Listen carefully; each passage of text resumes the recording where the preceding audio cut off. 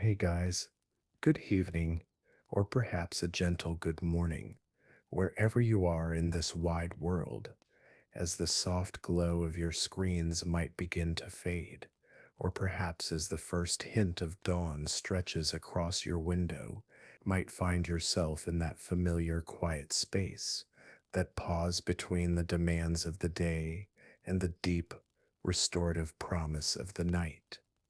It's a time when the world seems to quiet its incessant hum, and your own thoughts, often a flurry of activity, might finally begin to settle, like dust motes slowly descending in a sunbeam.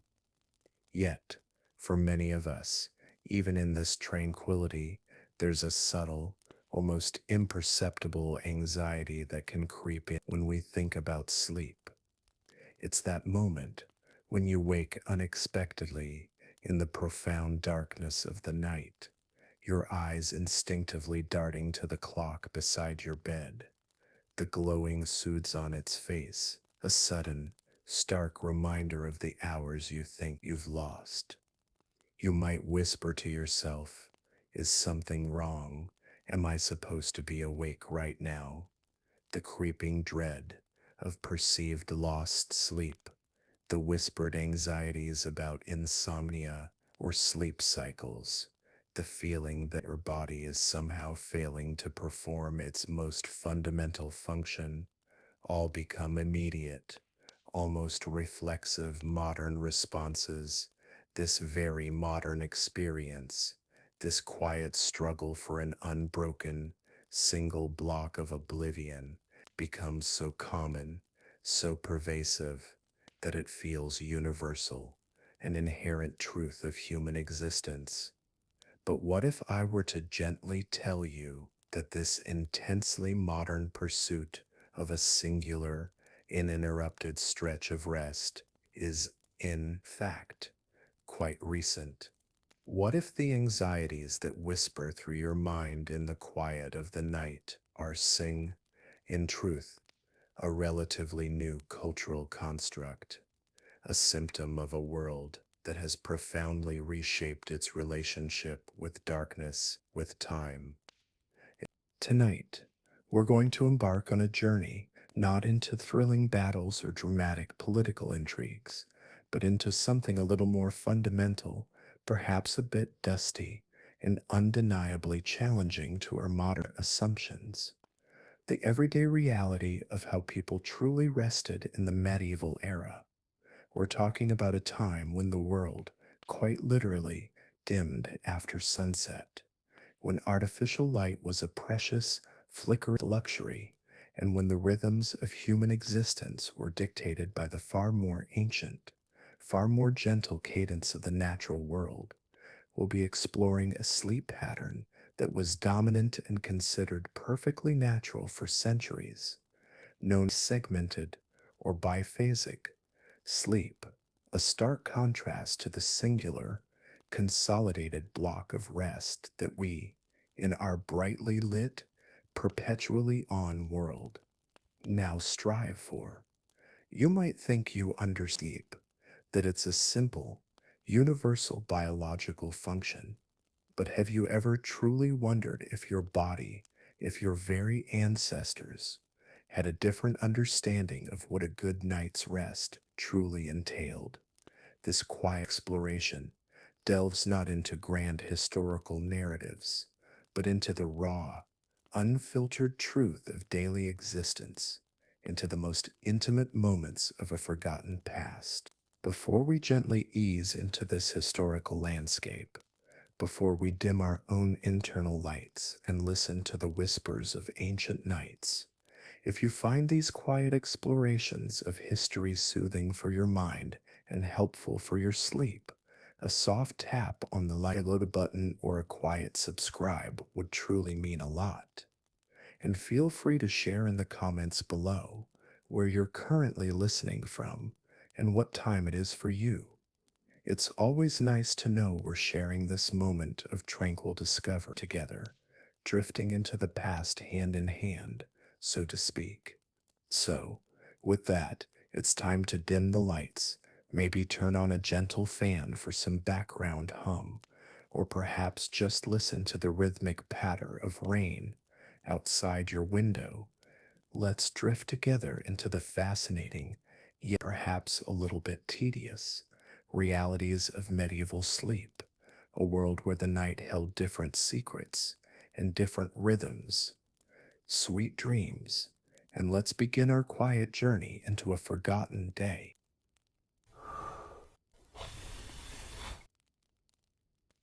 Imagine waking up, not to the sharp sting of an alarm, its digital bleeding a jarring intrusion into the delicate realm of dreams, but to the gentle, unforced awareness that your body had simply decided it was time. There's no frantic fumbling for a phone, no sudden, unwelcome jolt into consciousness, no immediate internal pressure to calculate how much sleep did I get and how much more do I need. Instead, a slow, soft unfurling from the depths of slumber, like a flower slowly opening its petals to the unseen shift in the air. This, my friends, is the foundational experience of what we understand as medieval sleep, a pattern profoundly different from our own, and one that was, for centuries, the unquestioned natural norm. In pre industrial societies, spanning vast swathes of human history and continents, including the entire medieval period, the dominant rhythm of rest was segmented, a practice often specifically referred to as biphasic sleep, while polyphasic sleep is a broader term encompassing any sleep of multiple periods within a 24-hour cycle. Biphasic sleep distinctly denotes two separate and discrete blocks of nightly rest, separated by a period of intentional wakefulness. This division of the night was not an anomaly, not a sign of sickness or disturbance, not a personal failing, but was instead widespread and considered natural. The pioneering work of historian A. Roderick Hirsch has been absolutely instrumental in pulling this fascinating, almost forgotten historical sleep pattern back into the light of modern understanding, bringing it to both academic and public attention. He painstakingly compiled evidence from over 500 references in ancient, medieval, and early modern documents, a staggering testament to its pervasive prevalence and universal acceptance across countless generations of humanity. The first sleep, a deep, primal descent into the unseen night, a typical medieval night for the vast majority of people, began quite abruptly, shortly after sunset. The precise time would of course, shift with the dramatic changes in daylight hours across the seasons, but generally, individuals would retire to bed, often between 8 and 9 p.m. Imagine this scene for a moment, immersing yourself in the sensory landscape of a fading medieval day. As the sun dipped below the horizon, painting the western sky with the last fading strokes of bruised purple, fiery orange, and melancholic gray, a profound transformation would begin to envelop the entire world. The natural light would slowly, almost reluctantly, drain from the landscape, pulling with it the vibrant colors of the day and replacing them with shades of deepening indigo, then a profound, heavy, absolute black.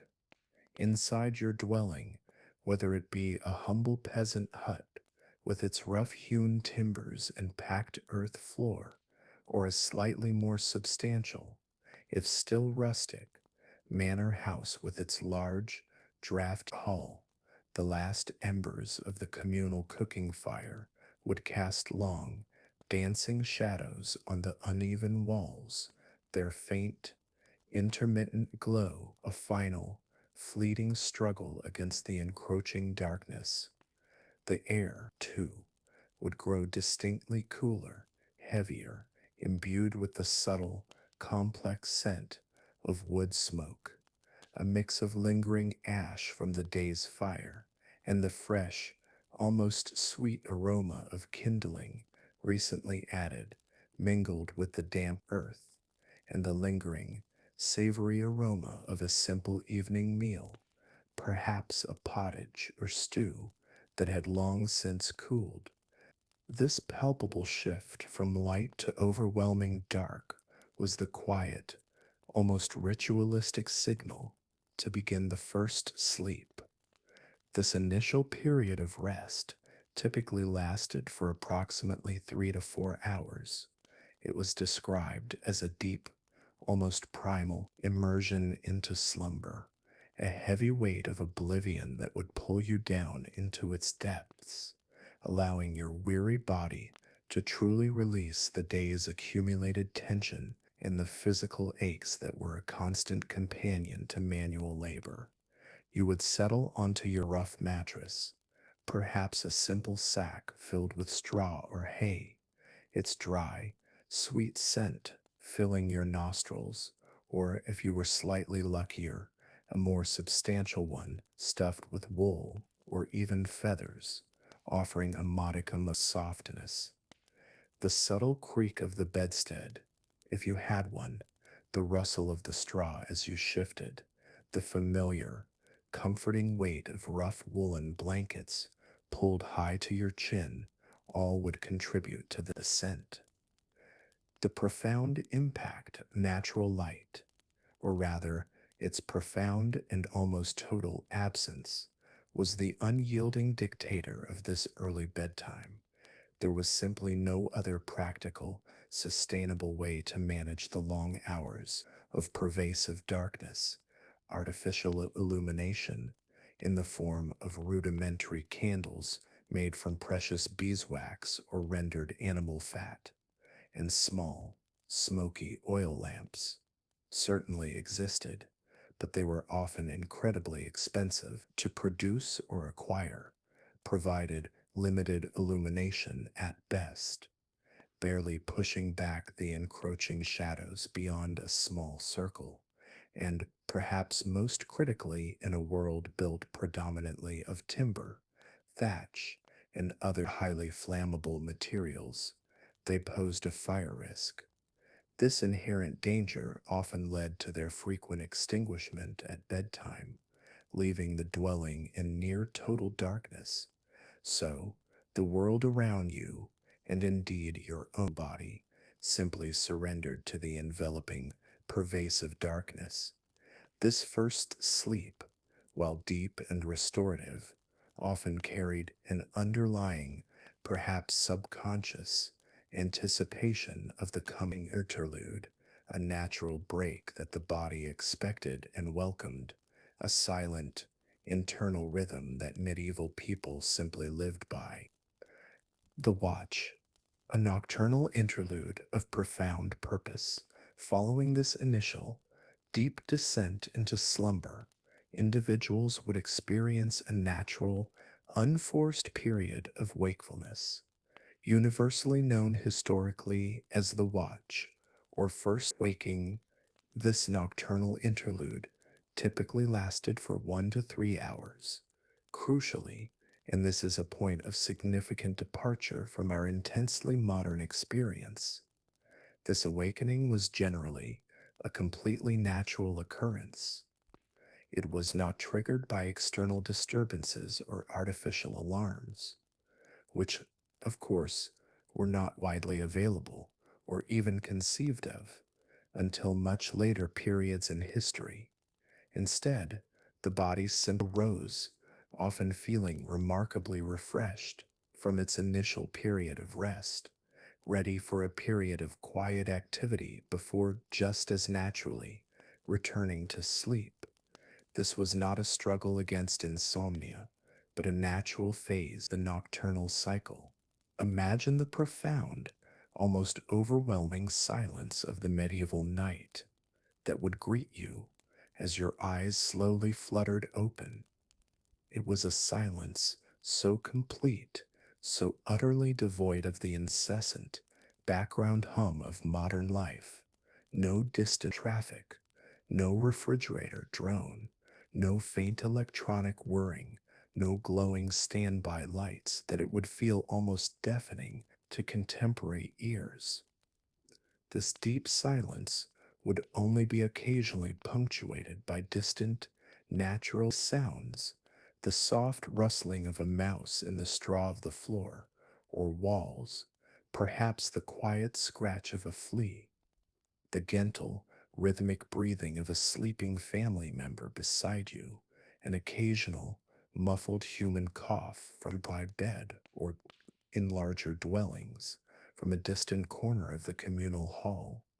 You might hear the almost imperceptible creaks of the house settling in the cool night air, the subtle groans of ancient timbers contracting in the cold, if a window or door was slightly ajar, or if you were sleeping under the open sky in summer, you might catch the faint, distant hoot of an owl, a truly wild sound, or the almost imperceptible drip of water from a leaky roof after a day of rain, echoing in the profound stillness. The air itself, in the quiet of the watch, would feel distinctly different, cooler, perhaps even carrying a subtle, crisp dampness, creating a palpable sense of profound stillness that we rarely experience in our brightly lit, perpetually humming modern world. The almost complete, unyielding absence of artificial light would sharpen other senses, making the subtle shift in temperature or the faintest, most delicate scent more pronounced, drawing you deeper into the present moment. This was a unique, quiet, almost reverent period, a stark contrast to the relentless pace of modern life. It was a space where personal thoughts could unfold without interruption, where the world beyond your immediate dwelling was temporarily hushed, and the only demands were those you chose to acknowledge. This period of quiet, interiority, and seduction was a sanctioned, expected part of life. Activities during the watch, a rich tapestry of nightly life and human connection. During this period of wakefulness, far from being a frustrating, restless battle against insomnia, individuals engaged in a diverse and purposeful array of activities. This wasn't merely a passive interval of staring at the ceiling, it was an active, culturally sanctioned, and often deeply valued component of the night. The absence of external demands, such as rigid, fixed work schedules or pervasive public lighting, created a unique temporal space for personal agency and introspection, a rare moment of genuine freedom. Perhaps the most significant and common activity during the watch was prayer and reflection. Religion permeated virtually every aspect of medieval life, and the routines of sleep were no exception. They were deeply intertwined. Monastic practices, such as those prescribed by the rigorous rule of Saint Benedict, explicitly structured sleep patterns around spiritual observance. Monks would typically retire around 7 p.m. and then awaken for matt and nocturnal prayer service, usually between 2 and 3 a.m., after which they would then remain awake. This rigid, structured routine, born from the heart of monastic devotion and spiritual discipline, slowly but surely gradually extended its influence to lay people, subtly, almost imperceptibly, reinforcing the segmented sleep pattern across broader society. This period was often regarded as a quiet, sacred time for spiritual contemplation and connection. Imagine the solemn, deep, resonant toll of the church bell cutting through the silent, cold darkness, its sound pulling you gently from your first sleep. This was a sound that would reverberate not just in your ears, but in your very bones, a physical and spiritual summons. It signaled a time for sacred contemplation, a moment when the veil between worlds might feel thin and permeable, a brief, precious window into the divine. The faint, wavering glow of a single's humble rush light, its delicate flame perhaps flickering with each gentle intake of breath, would cast dancing shadows on rough-hewn walls as one might read from a worn, handwritten scripture or gaze at a simple religious icon, its outlines barely visible, the almost inaudible murmur of whispered prayers, the quiet unfolding of thoughts, the soft brush of a rosary bead against cold fingertips in the profound silence. The very air, within that quiet, secluded space, seemed to hold a spiritual weight, a sense of profound reverence, the subtle chill in the room that would prompt one to pull a rough woolen blanket tighter around their shoulders would be a physical anchor to the spiritual quietude, a reminder of the body's presence even as the spirit soared, and the lingering scent of stale incense from the church, carried on the night air, might even waft through your dwelling, reinforcing the spiritual presence and adding to the mystical atmosphere of the hour. This wasn't merely duty, it was often a deeply cherished time, a unique opportunity for introspection and spiritual nourishment, far removed from the clamor and demands of the day. The very act of waking for prayer became a ritual, a quiet affirmation of faith in a world full of uncertainty. The deep, heavy silence of the night, broken only by the distant, rhythmic tolling of a bell, became a sanctuary for the soul, a time when the individual could truly connect with the divine without distraction. But the watch wasn't solely for spiritual matters. Practical household chores were often undertaken during this time, a necessary continuation of the day's work. The demands of daily life didn't cease entirely with the setting sun, but merely shifted to a quieter, more solitary mode. Imagine the quiet crackle and hiss of the last embers in the hearth as you knelt to tend the fire, carefully coaxing the dying flames back to life with a few gentle puffs of breath or a careful rearrangement of logs. You would watch the mesmerizing, almost hypnotic dance of light and shadow they cast upon the rough-hewn walls, the subtle heat emanating from them, a welcome comfort in the chill.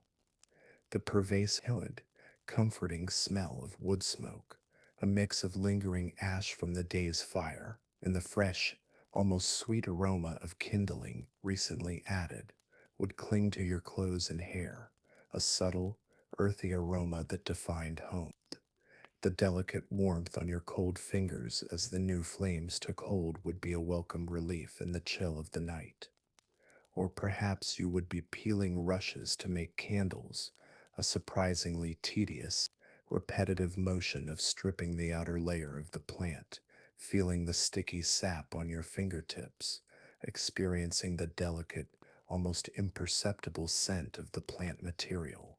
The humtas, insufficient light they would provide, once dipped in fat, would barely push back the encroaching darkness, highlighting only the immediate task at hand, a small circle of flickering light in a vast expanse of black, the rhythmic scrape of a small knife, the faint sigh as another rush was prepared for illumination, all contributing to the quiet industry of the hour. For those involved in brewing beer, the yeasty, sweet, almost intoxicating smell of fermentation would fill the air, accompanied by the gentle bubbling sounds from the vat. The warmth emanating from the brewing process itself would be a welcome relief in the cold night, creating a miniature, fragrant microclimate of industry. The subtle, earthy aroma of hops would hang heavy, promising the next day's brew. If you were mending garments, you'd feel the rough texture of the fabric, the repetitive, almost meditative motions of needle and thread through damp wool, the faint scratching sounds of a comb through coarse fibers as you combed wool, the feeling of fingers growing stiff and numb in the pervasive chill of an unheated home, a testament to the dedication required for these humble tasks. Farmers might use this time to check on livestock, pulling on thick horse boots and stepping out into the biting cold air. The familiar, comforting sounds of animals shifting, chewing, or snorting in their stalls. The earthy, pungent smells of manure, damp straw, and warm animal bodies filling the air in the barn. A brief, welcome warmth emanating from their collective presence. This was a time of quiet guardianship, a silent dialogue with the necessities of life and the responsibilities of the household. The watch also provided a unique opportunity for social interaction and intimacy. In a world largely devoid of personal privacy during the bustling daylight hours, where lives were lived in close, often communal proximity, this nocturnal interlude offered a distinctive, almost sacred, space for connection. Imagine the hushed, almost conspiratorial tones of quiet conversations between spouses, their voices barely rising above a whisper. The feeling of shared secrets and vulnerability is exchanged in the profound, dark, away from the constant scrutiny of the communal household. The subtle warmth of shared breath, the gentle press of a hand, quiet touch in the near absolute darkness. These were the rare, intimate moments that were often impossible during the busy, communal daylight hours, making this time intensely special, a quiet oasis for connection, a brief, whispered sanctuary in a world that seldom allowed for true solitude. The intimate scent of unwashed skin, comforting in its familiarity, would be part of this closeness. For scholars and poets, this uninterrupted period was particularly conducive to focused intellectual work and creative endeavors. Imagine the crisp, almost amplified scratch of a quill on parchment in the dead of night, the subtle, metallic scent of iron gall ink filling the air, the painful strain on the eyes from the dim, flickering light of a single candle, the persistent chill in the extremities as one sat hunched over a text, the profound absorption in thought, undisturbed by the world's demands, the slow, careful crafting of words and ideas, the quiet pursuit of knowledge in the stillness. And then there were other activities, perhaps less common or more illicit, but nevertheless documented within the historical record. You might spend time interpreting vivid dreams, the weighty, often unsettling feeling of omens and premonitions clinging to your mind from the first sleep, their images still sharp and compelling in the darkness. The quiet, solitary pondering of their meaning in the pre dawn quiet, a sense of destiny or warning hanging in the air. A vivid dream could cling to the mind, refusing to release its hold, demanding quiet contemplation and often a search for interpretation from learned or holy figures. Some individuals might even visit neighbors, slipping out into the daring chill and profound darkness of the night, their muffled, almost silent footsteps crunching on frozen earth or squelching through mud, experiencing the heightened senses and the illicit thrill of being out after dark. The sudden burst of warmth and hushed conversation upon entry into a neighbor's home would be a unique contrast to the biting cold outside, a secret society of night owls. Occasional meals, one might even take the opportunity to eat small meals during the watch, perhaps the dry, unyielding crunch of stale bread, salvaged from the day before, or a slurp of thin, cold broth, the simple, unsavory satisfaction of sustenance in the quiet. The faint, earthy smell of the simple food would mingle with the omnipresent scent of wood smoke and dampness. And yes, in some darker corners of medieval society, It was a time for petty crime, the lurking shadows providing perfect cover, the heightened senses of hearing and sight, the adrenaline thrumming beneath the skin, the quiet calculation of risk, the chilling awareness of breaking society's unwritten rules, the pervasive smell of damp earth and fear, a very different kind of scent in the night, would accompany these furtive movements. The watch period was truly a microcosm of medieval life, encompassing everything from profound spirituality to gritty survival and even transgression. The second sleep, a peaceful return to rest until dawn. After this rich and varied interlude, a period of quiet activity and profound introspection, people would then naturally return to bed for their second sleep. This phase generally continued until dawn, completing the segmented cycle. Both the first and second sleep phases were usually of roughly equal duration, adding up to a total amount of rest averaging between 7 and 9 hours per night, a duration remarkably comparable to modern recommendations, albeit distributed quite differently. This song as the second sleep drew to a close, the world would slowly, almost imperceptibly, begin its gentle reawakening. The gradual re entry of light into the room would begin, painting the interior with faint ghostly grays before the first flush of soft pink, then warm orange, touched the eastern sky, spreading its light across the land.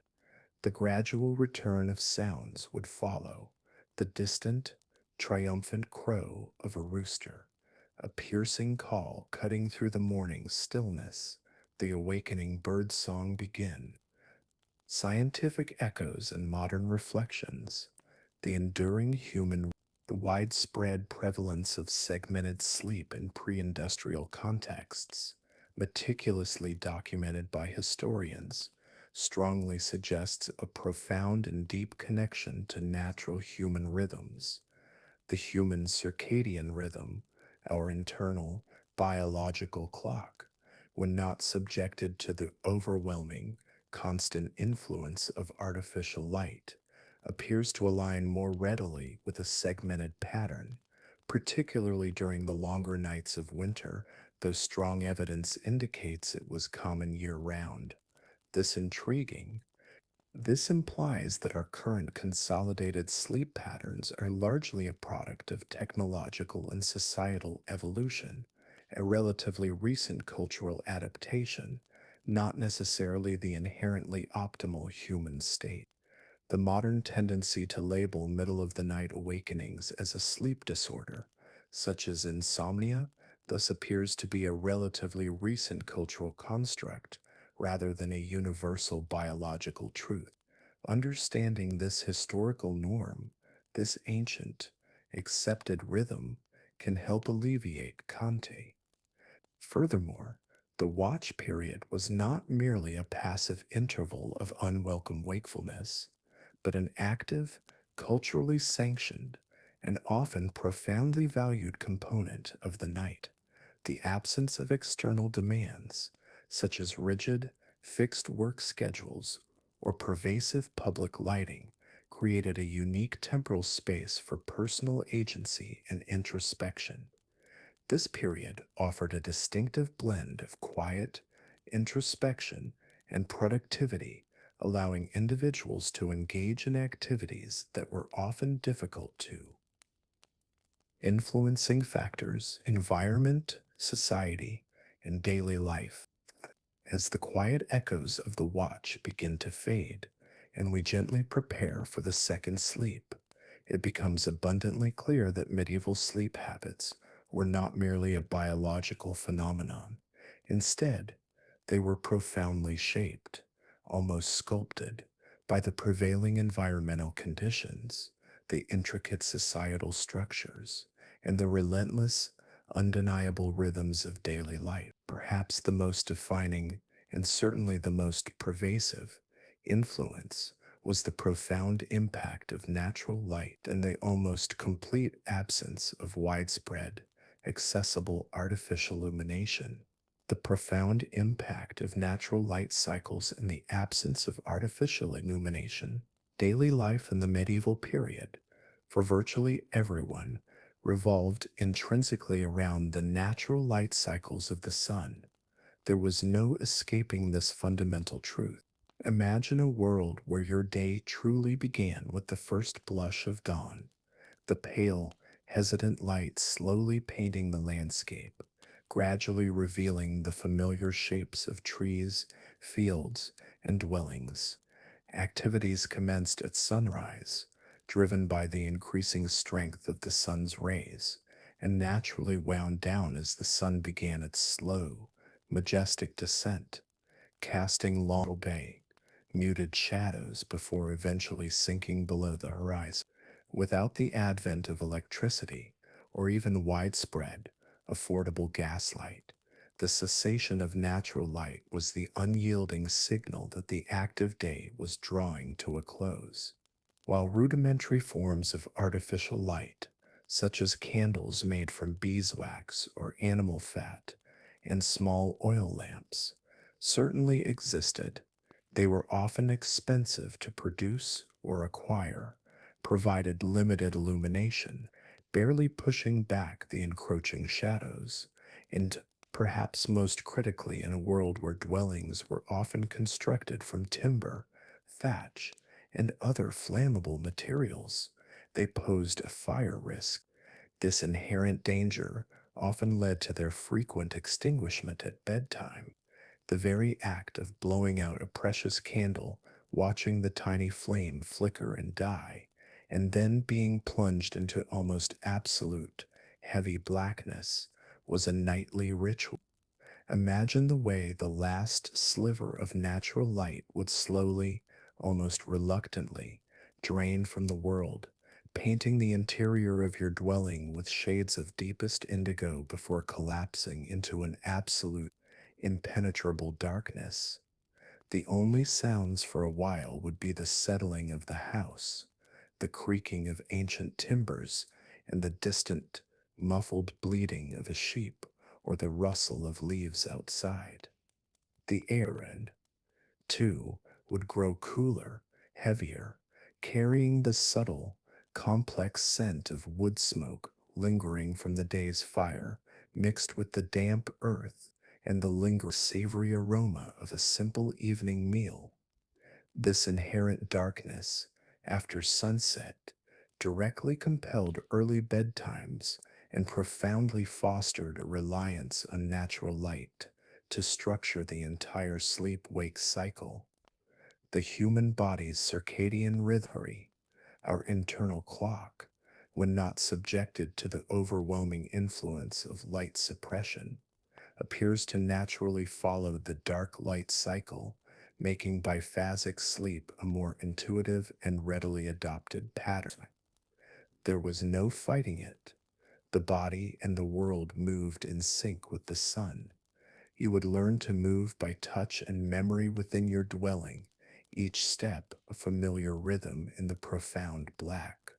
The only guidance the faint, distant gleam of stars if the night was clear, or simply the memory of shapes in the absolute void. This was a world defined by the sun's presence and its absence. Seasonal variations in sleep patterns. Just as the sun dictated the daily rhythm, the changing seasons profoundly influenced medieval sleep patterns. This was particularly true for the vast majority of the population whose lives were inextricably linked to agricultural cycles. The variations in daylight hours across the year meant a significant shift in the opportunities and necessities for sleep. Consider the longer nights of winter. These extended periods of darkness provided ample opportunity for prolonged rest, with individuals potentially sleeping up to 12 hours, comfortably divided into their characteristic segmented phases. Imagine the biting, raw cold that would seep into your very bones, a chill that seemed to penetrate every layer of rough woolen clothing, making the thought of anything but deep, prolonged rest seem utterly absurd. The quiet, muffled stillness of winter nights, often broken only by the faint, rhythmic crackling of a small, carefully nurtured fire, or the distant, mournful howl of the wind whipping around the eave. The profound feeling of being enveloped by the darkness for many hours, allowing for truly extended periods of both first and second sleep, with a leisurely, if purposeful, watch in between. The air inside your dwelling would be thick with the pervasive smell of damp wool, stale, trapped air, and the earthy scent of straw or rushes from your sleeping surface. Every exhalation might produce a faint mist in the freezing air, and the sensation of your body being truly insulated by layers of blankets would be paramount. Sleep was a refuge, a necessity for surviving the intense cold and conserving precious energy. Conversely, the shorter summer nights necessitated a significantly reduced sleep duration. The demands of agriculture, particularly during the critical harvest seasons, meant that work hours were extended as much as possible, driven by the available daylight. Imagine the lingering, pale twilight that seemed to refuse to fully surrender to darkness, stretching out the evening's chores, making every hour of daylight count. And then, almost immediately, the early, insistent dawn chorus of birds would begin, signaling the start of another long day. This often led to a subtle but persistent feeling of fatigue from the long, demanding days in the field. The air might be warm, a stark contrast to winter, but the exhaustion was deep, a weariness that permeated your muscles and bones. The brief, almost fleeting period of true darkness meant that sleep, though still segmented, would be compressed, less expansive than in the winter months. While some scholarly interpretations suggest that segmented sleep might have been primarily a consequence of longer winter nights in higher latitudes, substantial evidence indicates its prevalence throughout the year in pre industrial Europe and other regions, suggesting a broader adaptive mechanism rather than a purely seasonal one. The human body, it seems, was remarkably adaptable to these natural fluctuations, a resilience we often forget in our climate controlled, perpetually lit modern world. Agricultural rhythms and occupational demands, the daily routines of medieval people, particularly the vast peasant population who comprised the overwhelming majority, were inextricably linked to agricultural rhythms. Their very existence was dictated by the ebb and flow of the growing seasons, and consequently, their work hours were directly dictated by the availability of daylight and the demands of seasonal changes. This meant that while schedules were often flexible in the sense of not being rigidly fixed to a clock, they were ultimately governed by the necessities of farming. This naturally led to longer sleep periods during the less active winter months and shorter ones during the demanding summer harvest seasons. Consider the sheer physical demands of a medieval farmer's life and how this shaped their relationship with rest. The heavy, rhythmic effort of plowing the earth, guiding an ox or a draft horse through stubbornly compacted soil, the deep, earthy, almost primal smell of freshly turned soil clinging to your clothes and hands, the ache that would permeate your shoulders and back, a dull, persistent protest against the day's labor. This required incredibly early morning starts, fueled by the very first light, often before the sun had even cleared the horizon. Then there was the delicate, repetitive motion of sowing seeds, scattering them by hand across a freshly tilled field, feeling the small, hard grains sifting through your fingers, sensing the hope inherent in the act.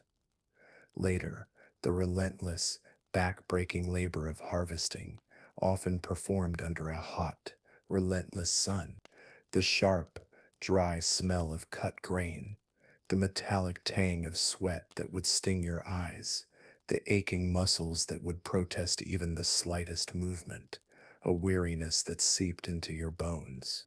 This was a race against time, a desperate effort to bring in the yield before the unpredictable medieval weather turned.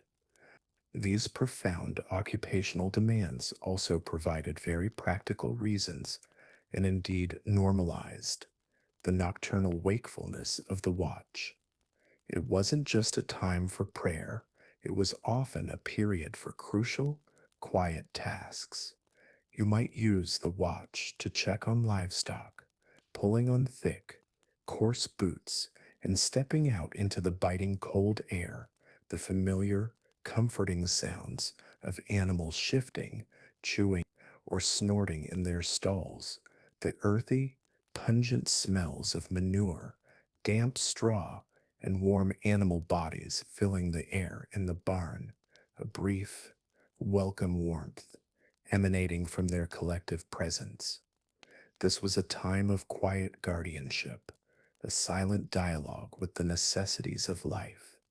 Or perhaps you would prepare for dawn work, mending tools that had broken during the day, sharpening scythes that would be needed at first light, weaving baskets for the next day's gathering, tasks that required some light, however dim, but could be done quietly without disturbing the main household.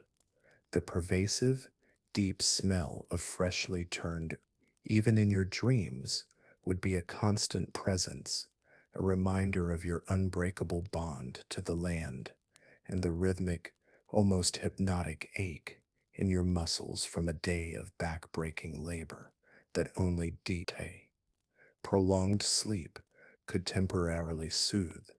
You would wake with the smell of soil clinging to your clothes, a constant, tangible reminder of your place in the agricultural cycle.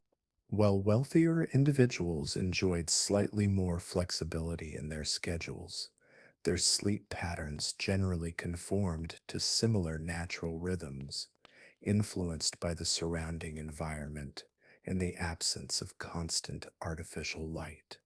Communal living and its effect on sleep and privacy. Medieval society was characterized by a pervasive communal living ethos, a stark contrast to our modern emphasis on individual space and privacy. There was a general absence of the modern concept of personal privacy. Most individuals, regardless of social standing, were accustomed to sharing their living and sleeping spaces. This meant that entire families, household servants, and even occasional guests or strangers frequently shared sleeping spaces, often in the great hall or a single bed. Imagine for a moment the sensory reality of this. The reality of this. The shared warmth of multiple bodies packed closely together in a single bed or on a communal floor space. A vital, undeniable comfort in unheated dwellings where the cold could be profound and persistent. The quiet, almost synchronized breathing of a dozen or more sleeping people in a single room, the occasional soft snore, the gentle rustle of restless movements in the straw or hay of their mattresses, the undeniable, almost overwhelming presence of others, even in your deepest slumber. The air, thick with the faint, complex smell of unwashed bodies, damp wool from blankets and clothing, stale bread from a meal, and perhaps a faint, acrid overlay of human waste from a nearby chamber pot. There was no escaping it, no door to close and lock, no true sanctuary from the shared rhythm of life. Your dreams might be your only true private space. Specific, often unspoken, rules might govern these shared beds. Consider the English custom of to pig, which involved assigning spots by age and gender, a practical system for communal sleeping, or the general expectation to lie still and not monopolize blankets, a basic etiquette of shared survival. This was the intricate, unspoken etiquette of communal sleep, a delicate balance of shared space and silent respect. The subtle negotiation of warmth, personal boundaries, and shared discomfort was a nightly dance. Even the very wealthy, who might possess a designated bedchamber, often had it function as a semi public social gathering point rather than strictly private retreats. Guests might be received in the bedchamber, meals taken there, or business conducted, blurring the lines between private and public space, while their curtained beds offered a degree of seclusion, providing a visual and perhaps a slight thermal barrier. They did not equate to modern privacy. They were more about creating a distinct, warmer zone within a larger, shared space rather than true solitude. Yet, despite this overt lack of privacy, these shared sleeping spaces could paradoxically become arenas for intimacy. Beds could paradoxically become spaces for intimate conversations and rare moments of personal autonomy, particularly for women, away from the constant scrutiny of the household. The deep quiet of the night, even in a shared room, offered a unique opportunity for hushed whispers, for true confessions, for a shared vulnerability that was often impossible during the busy, communal daylight hours. The bed became a whispered sanctuary, a place where genuine connection could thrive. Waking up was commonly triggered by natural light, the general commotion of others beginning their day, or the ringing of church bells, signaling nighttime services. The subtle shift in ambient light as dawn approached, the increasing murmur of voices, the sharp, clear peal of a distant bell cutting through the morning mist. These were the signals that gently, but firmly, drew you from your second sleep. The concept of the private bedroom, as we know it today, is a much later development, marking a gradual shift from communal to more individualized sleeping spaces. This wasn't merely an architectural change, it was a profound transformation in societal values, in the very definition of personal autonomy, and in the way individuals experienced their most private moment. It was a slow, quiet revolution that would, in time, reshape the very act of resting. Sleeping environments and social stratification.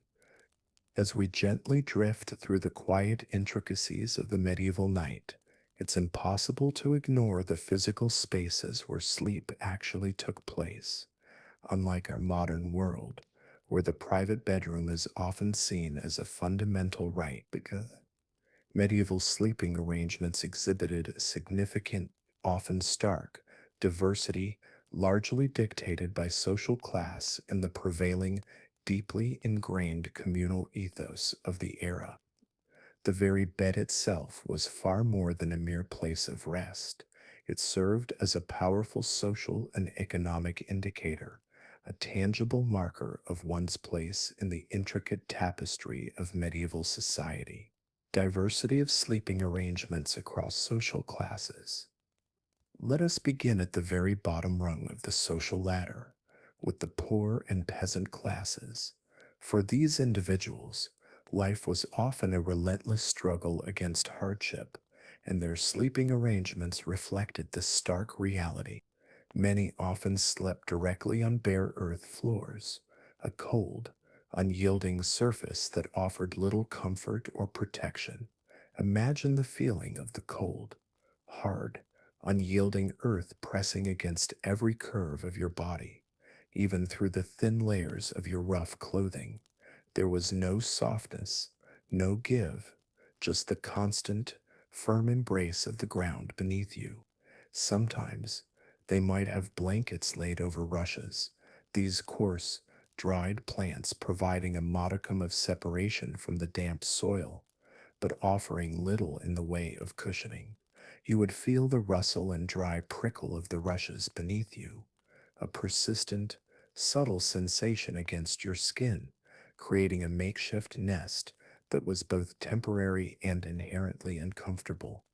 The air in such dwellings was often heavy with the pervasive smell of dampness, the earthy scent of decaying organic matter from the rushes themselves, and the faint, sweet aroma of hay mixed with the acrid smell of animal waste from nearby livestock, who might even share the same roof in a separate part of the dwelling.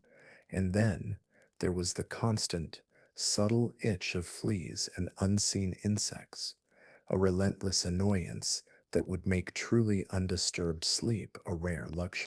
The struggle to find a comfortable position on an uneven surface, to escape the penetrating damp that seemed to seep into your very bones, was a nightly battle. This basic sleeping surface, often a sack filled with straw or hay, was inherently uncomfortable and could harbor these biting insects and unpleasant odors.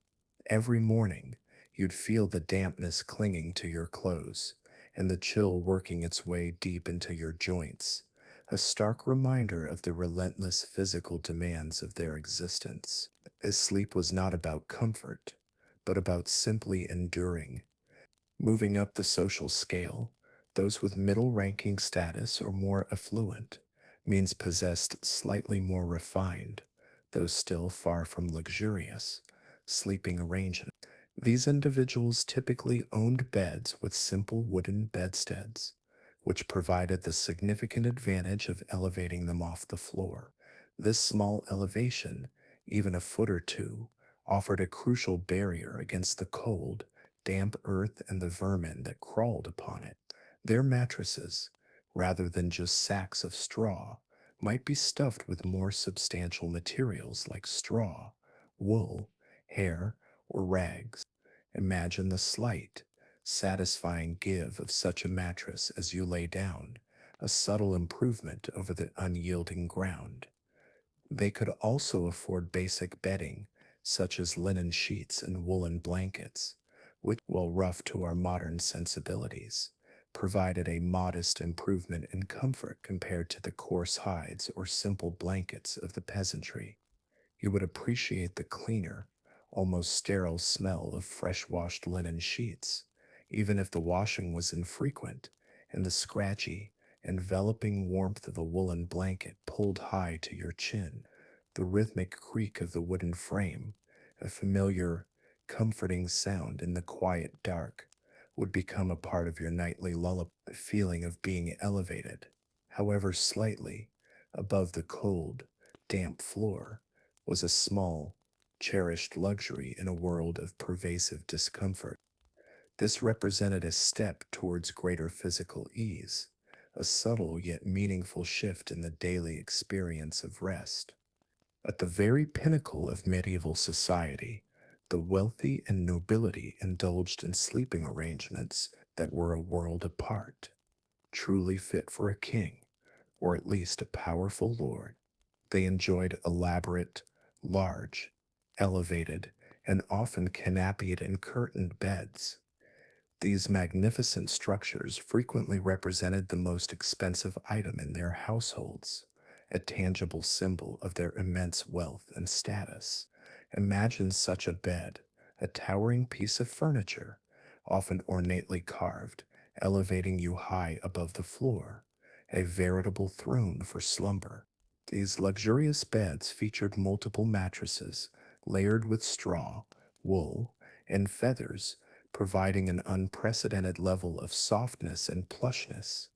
You would sink into the luxurious, almost overwhelming softness of multiple layers of feather mattresses, a cloud like embrace that would cradle your weary body. This softness was complemented by fine linen sheets, high quality woolen blankets, coverlets, pillows, and bolsters. The sheer volume of bedding, often richly embroidered, was a luxury in itself, a testament to abundant resources. You would feel the smooth, cool embrace of fine linen sheets against your skin, a stark contrast to the coarse materials of the common folk, and the enveloping, comforting warmth of countless woolen blankets, a veritable cocoon against the pervasive chill of the unheated great halls. The presence of canopies, initially suspended from the ceiling by ropes, served both practical purposes of warmth and decorative functions. These heavy drapes, often made of velvet or other rich fabrics, created a microclimate of warmth and seclusion around the bed, trapping precious body heat and offering a degree of visual privacy. You would feel the subtle, muffled sounds from behind these thick curtains, muffling the outside world, creating a tiny, insulated world within the vastness of the hall. The faint, sweet scent of expensive incense or dried herbs tucked into the pillows, meant to repel pests and encourage pleasant dreams, would fill the air within the bed's drape. The very act of sinking into such a bed would have been a profound sensory experience of comfort and luxury, a far cry from the hard earth of the peasant. For the nobility, these beds were often portable, dismantled and transported to different residences as they moved between their estates, underscoring their immense value as movable assets. This also meant that even the wealthiest were accustomed to the specific feel and comfort of their own highly prized bed, a constant companion on their journeys. Yet, even behind the heavy velvet drapes of your magnificent bed, the biting chill of the unheated great hall could still seep in, and you might still catch the faint, complex smell of chimney soot, stale rushes from the floor, and the distant, unseen presence of domestic animals who might also share the hall space. The bed was a haven, yes, a symbol of extreme comfort. But the world outside its drapes was still medieval, full of stark realities. The concept, or lack thereof, of privacy in medieval sleeping spaces, perhaps one of the most striking differences between medieval and modern sleep habits, beyond the segmented pattern itself, is the pervasive and undeniable lack of personal privacy.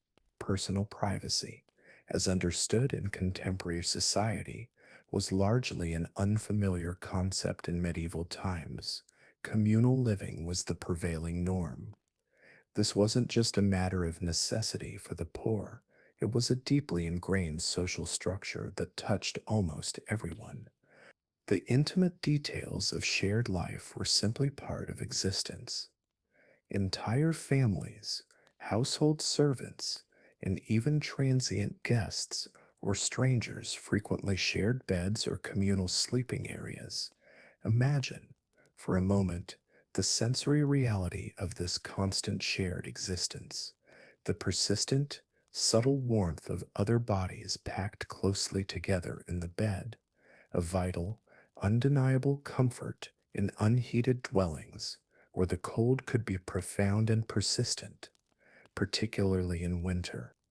The quiet, almost synchronized breathing of a dozen or more sleeping people in a single room, a soft, human hum, the occasional soft snore that would ripple through the shared space, the gentle rustle of restless movements in the straw or hay of their mattresses, the undeniable, almost overwhelming presence of others, even in your deepest slumber, the air, thick with the faint, complex smell of unwashed bodies, damp wool from blankets and clothing, stale bread from a meal, and perhaps a faint, acrid overlay of human waste from a nearby chamber pot, its presence an accepted part of the nightly environment.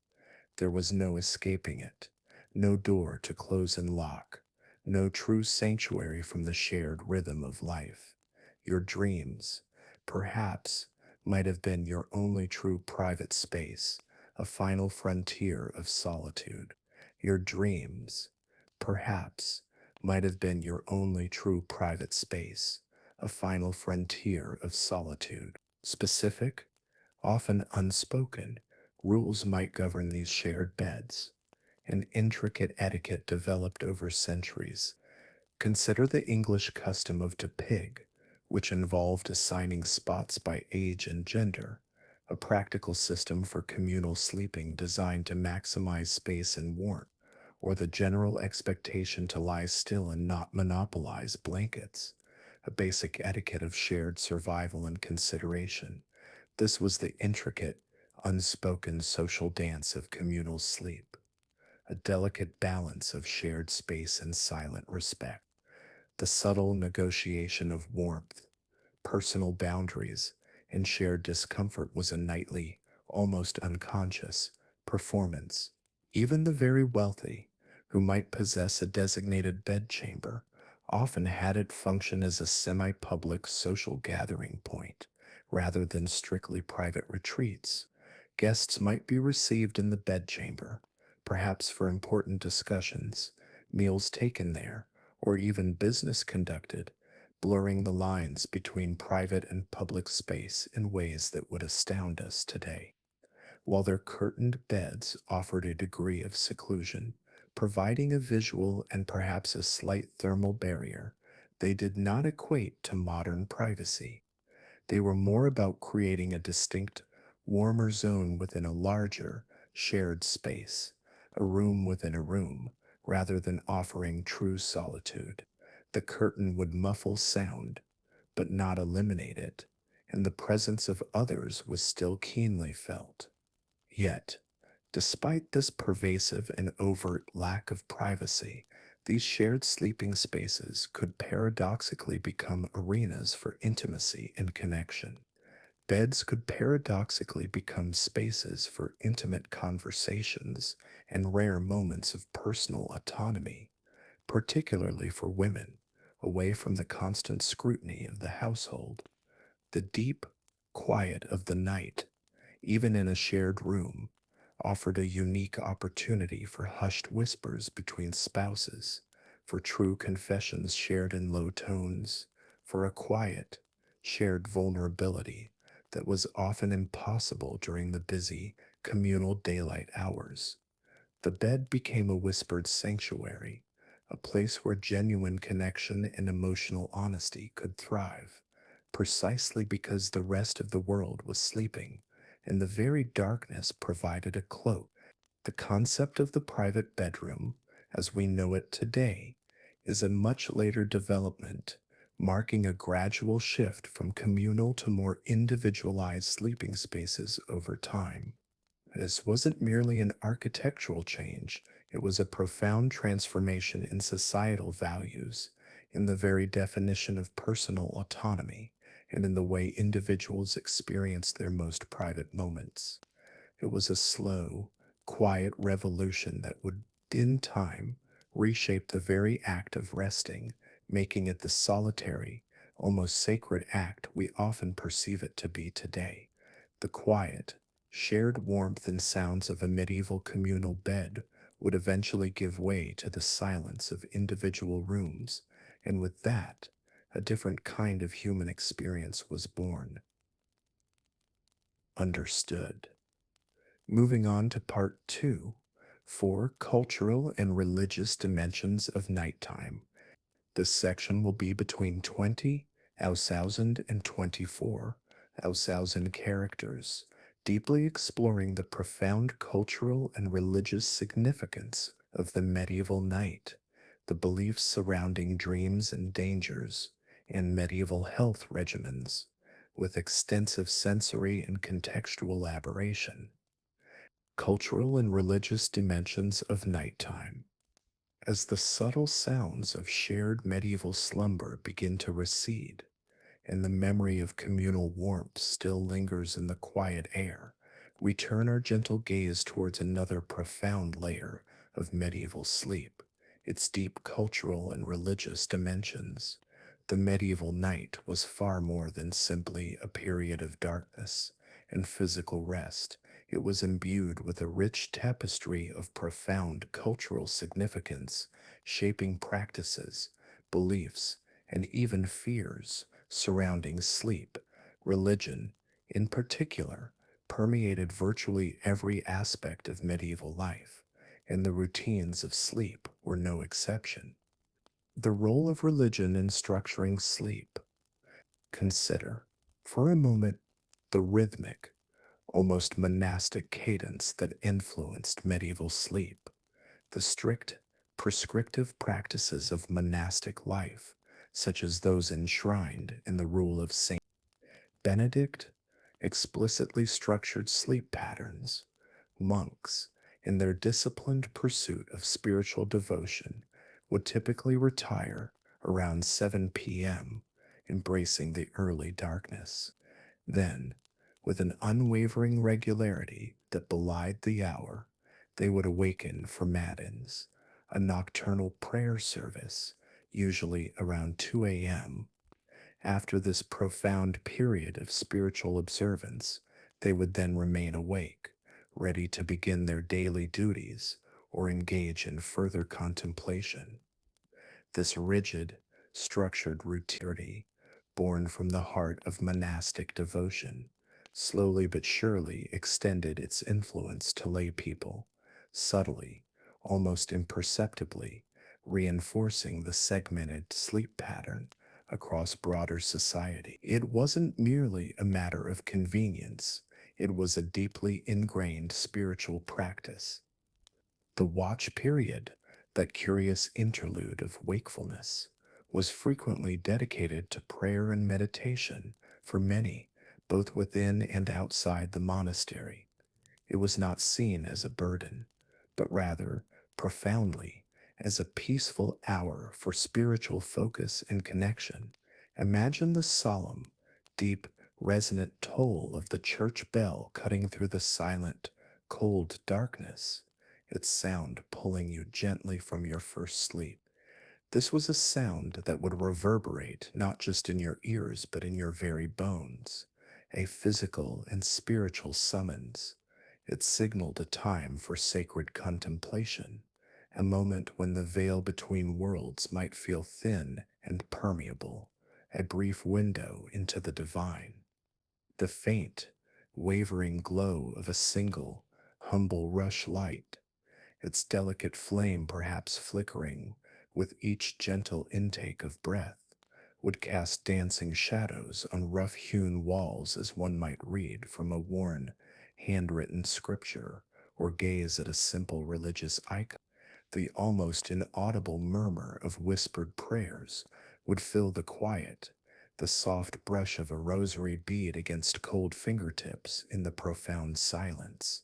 The very air, within that quiet, secluded space, seemed to hold a spiritual weight, a sense of profound reverence. The subtle chill in the room that would prompt one to pull a rough woolen blanket tighter around their shoulders would be a physical anchor to the spiritual quietude, and the lingering scent of stale incense from the church, carried on the night air, might even waft through your dwelling, reinforcing the spiritual presence. This wasn't merely duty, it was often a deeply cherished time, a unique opportunity for introspection and spiritual nourishment, far removed from the clamor and demands of the day.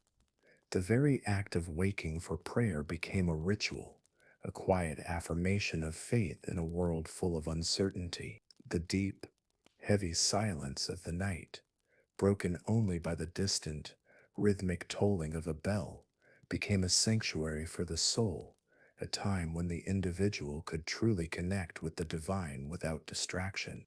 And beliefs about dreams, spiritual encounters, and nocturnal dangers. The medieval night, however, was not solely a realm of spiritual peace.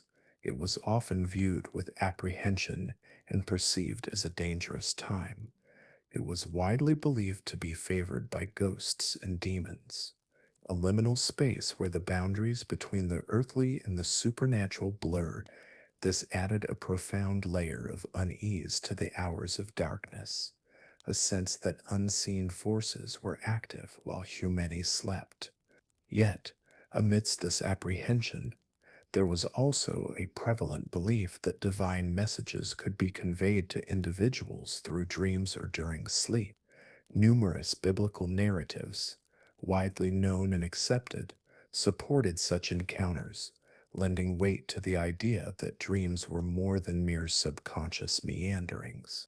They were seen as windows into the divine, or sometimes, unsettlingly, into the demonic. Imagine the weighty, often unsettling feeling of omens and premonitions clinging to your mind as you awoke from your first sleep. The quiet, solitary pondering of their meaning in the pre dawn quiet. A vivid dream could cling to the mind, refusing to release its hold, demanding quiet contemplation and often interpretation from learned or holy figures.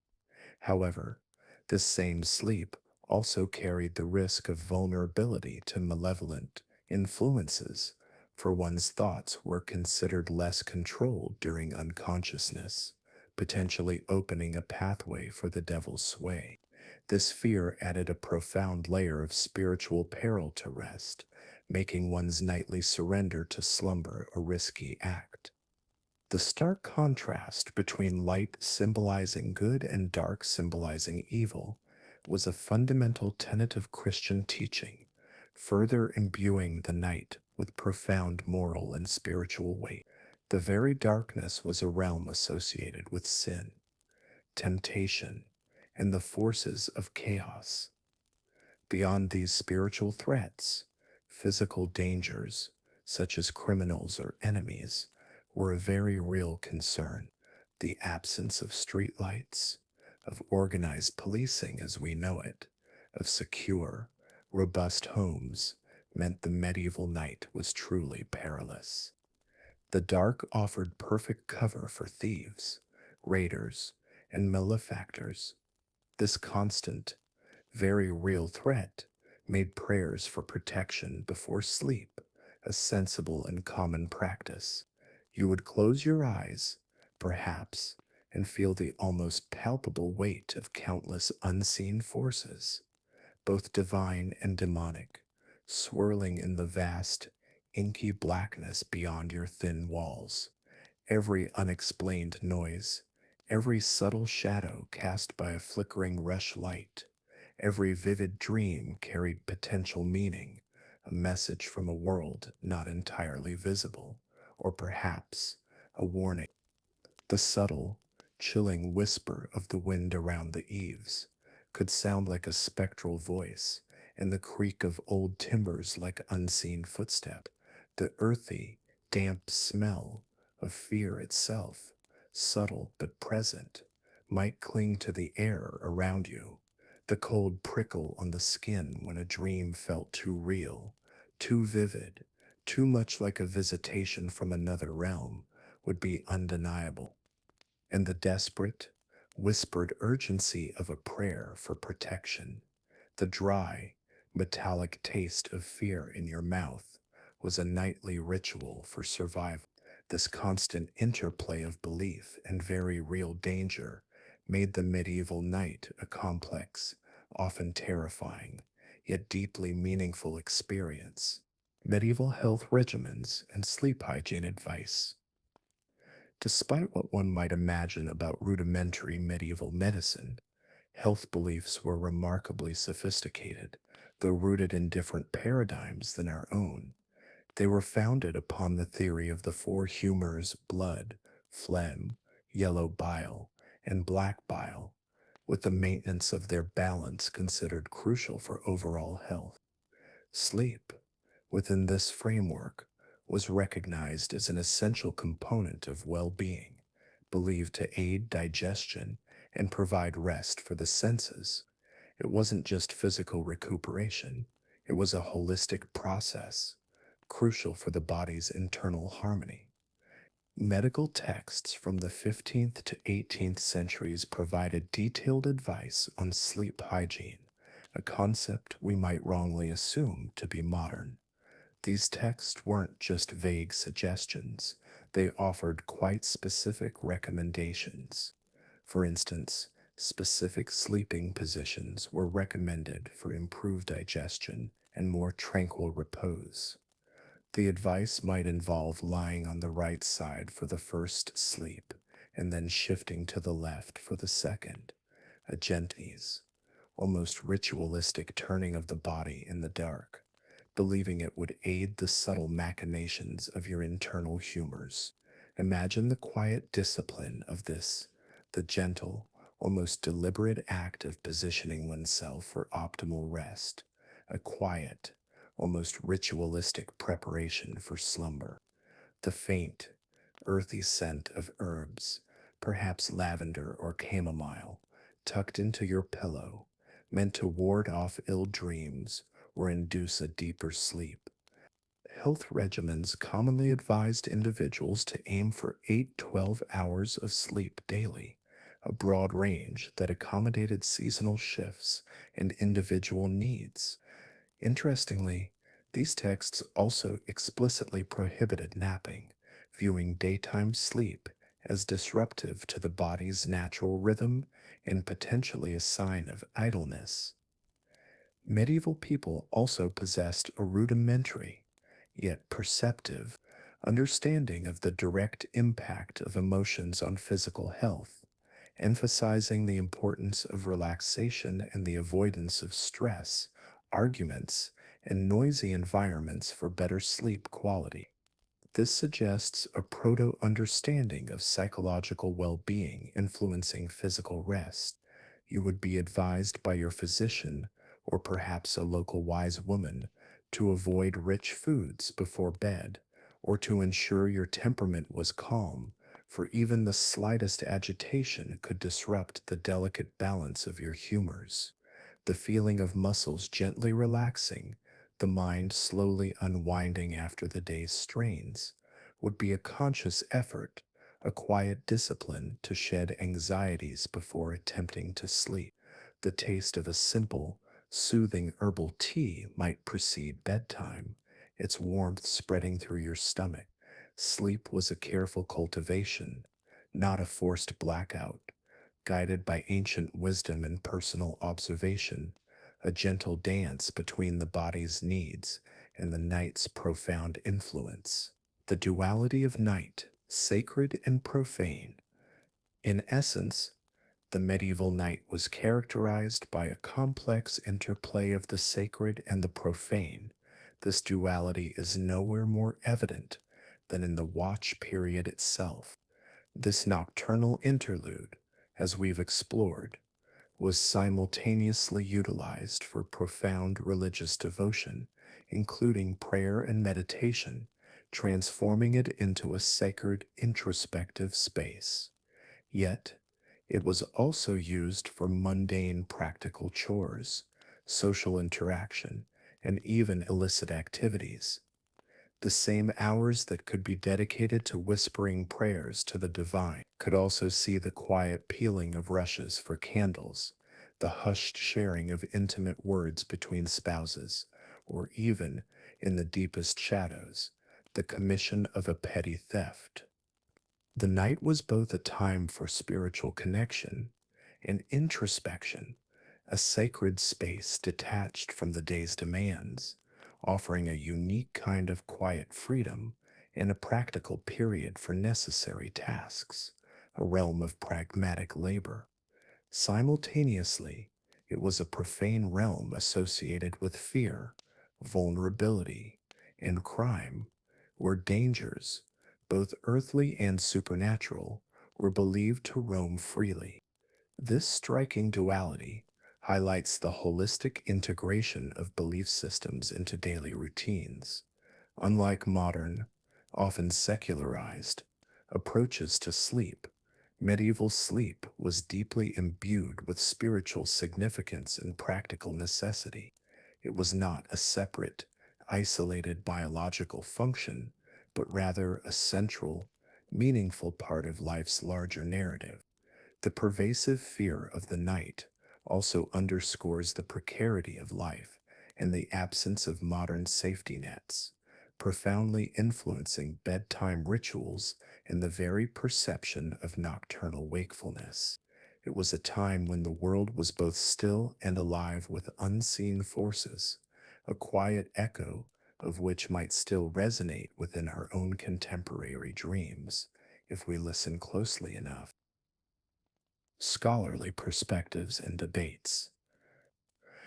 As we gently navigate the rich tapestry of medieval nighttime, moving from the tangible comforts or discomforts of their sleeping spaces to the profound spiritual and cultural dimensions of their rest, it becomes abundantly clear that understanding this distant past requires more than just imagining oneself in their shoes. It requires the meticulous, often quiet work of scholars painstakingly sifting through fragments of evidence to piece together a coherent, yet often debated, pictures, the very understanding of medieval sleep patterns, which we've been exploring, has been significantly shaped by such scholarly inquiry, particularly the highly influential work of historian Roger Ickert, though his conclusions, like all robust academic endeavors, have also sparked important debates and spurred even further, deeper research. The pursuit of historical truth, even in something as seemingly simple as how people slept, is a layered and intricate process, full of subtle nuances and gentle contentions. A Roger Eckert's seminal work and its influence. Historian A. Roger Eckhart is widely recognized for his groundbreaking research that brought the theory of segmented sleep in pre-industrial Western civilization to prominence. His dedication to this often overlooked aspect of human history is truly remarkable, a testament to years, indeed decades, of quiet, academic perseverance. His seminal 1992 studies, published in the American Historical Review, and his subsequent, meticulously detailed book, At Day's Close Night and Times, are widely considered the absolute cornerstones of our contemporary understanding of historical sleep patterns. Imagine, for a moment, the quiet, painstaking hours, days, weeks, and even years that must have been spent poring over countless historical documents, each one a delicate whisper from the past. He immersed himself in old manuscript, some perhaps brittle with age and smelling faintly of dust and damp parchment, meticulously read forgotten diaries, filled with the cramped, looping script of long dead hands, and delved deep into early medical texts, their pages often stained with the passage of centuries. Eckert didn't just skim these sources, he meticulously compiled evidence from over 500 references found in historical documents spanning ancient, medieval, and early modern periods. This wasn't a quick glance or a cursory review. It was a deep, sustained immersion into the textual whispers of the past, a dedication to empirical rigor within the humanities. He sought out every mention, every subtle hint, every passing reference to segmented sleep, piecing together a mosaic that profoundly changed our understanding of nightly human existence. This extensive body of work, a testament to years of quiet, scholarly dedication, has proven highly influential, impacting both academic discourse and mainstream media discussions on historical sleep habits. It quietly reshaped the very landscape of sleep studies, offering a historical counter narrative to our modern assumptions. Ekercha's research posits, with compelling clarity and abundant supporting evidence, that interrupted, segmented sleep was the dominant pattern of rest until the transformative period of the Industrial Revolution. He brought to light a fascinating, almost forgotten truth that our ancestors, for centuries upon centuries, were not striving for a single, unbroken block of sleep, but rather embraced a natural two-phase nocturnal rhythm. Imagine the quiet murmur of scholarly debate, a gentle contention of ideas in the hushed halls of academia, as historians and scientists parse ancient texts and modern data, seeking to unravel the elusive patterns of human rest. Courage, with his painstaking attention to detail, painstakingly pieced together a mosaic of forgotten nightly rituals, breathing life back into the seemingly mundane act of sleep. The subtle rustle of old paper in quiet library, the faint, comforting scent of aged books, the quiet hum of intellectual pursuit in dimly lit study carols. All these elements would have surrounded his quest to understand the vanished nocturnal rhythms of our forebears. His work, while deeply academic and rigorously sourced, invited a quiet sense of comfort for many modern individuals, subtly whispering that their own midnight awakenings might not be a failing, not a pathology, but merely an echo of an ancient, natural cadence, a biological memory resurfacing in the profound silence of their own night. Counter arguments and regional variations in sleep patterns.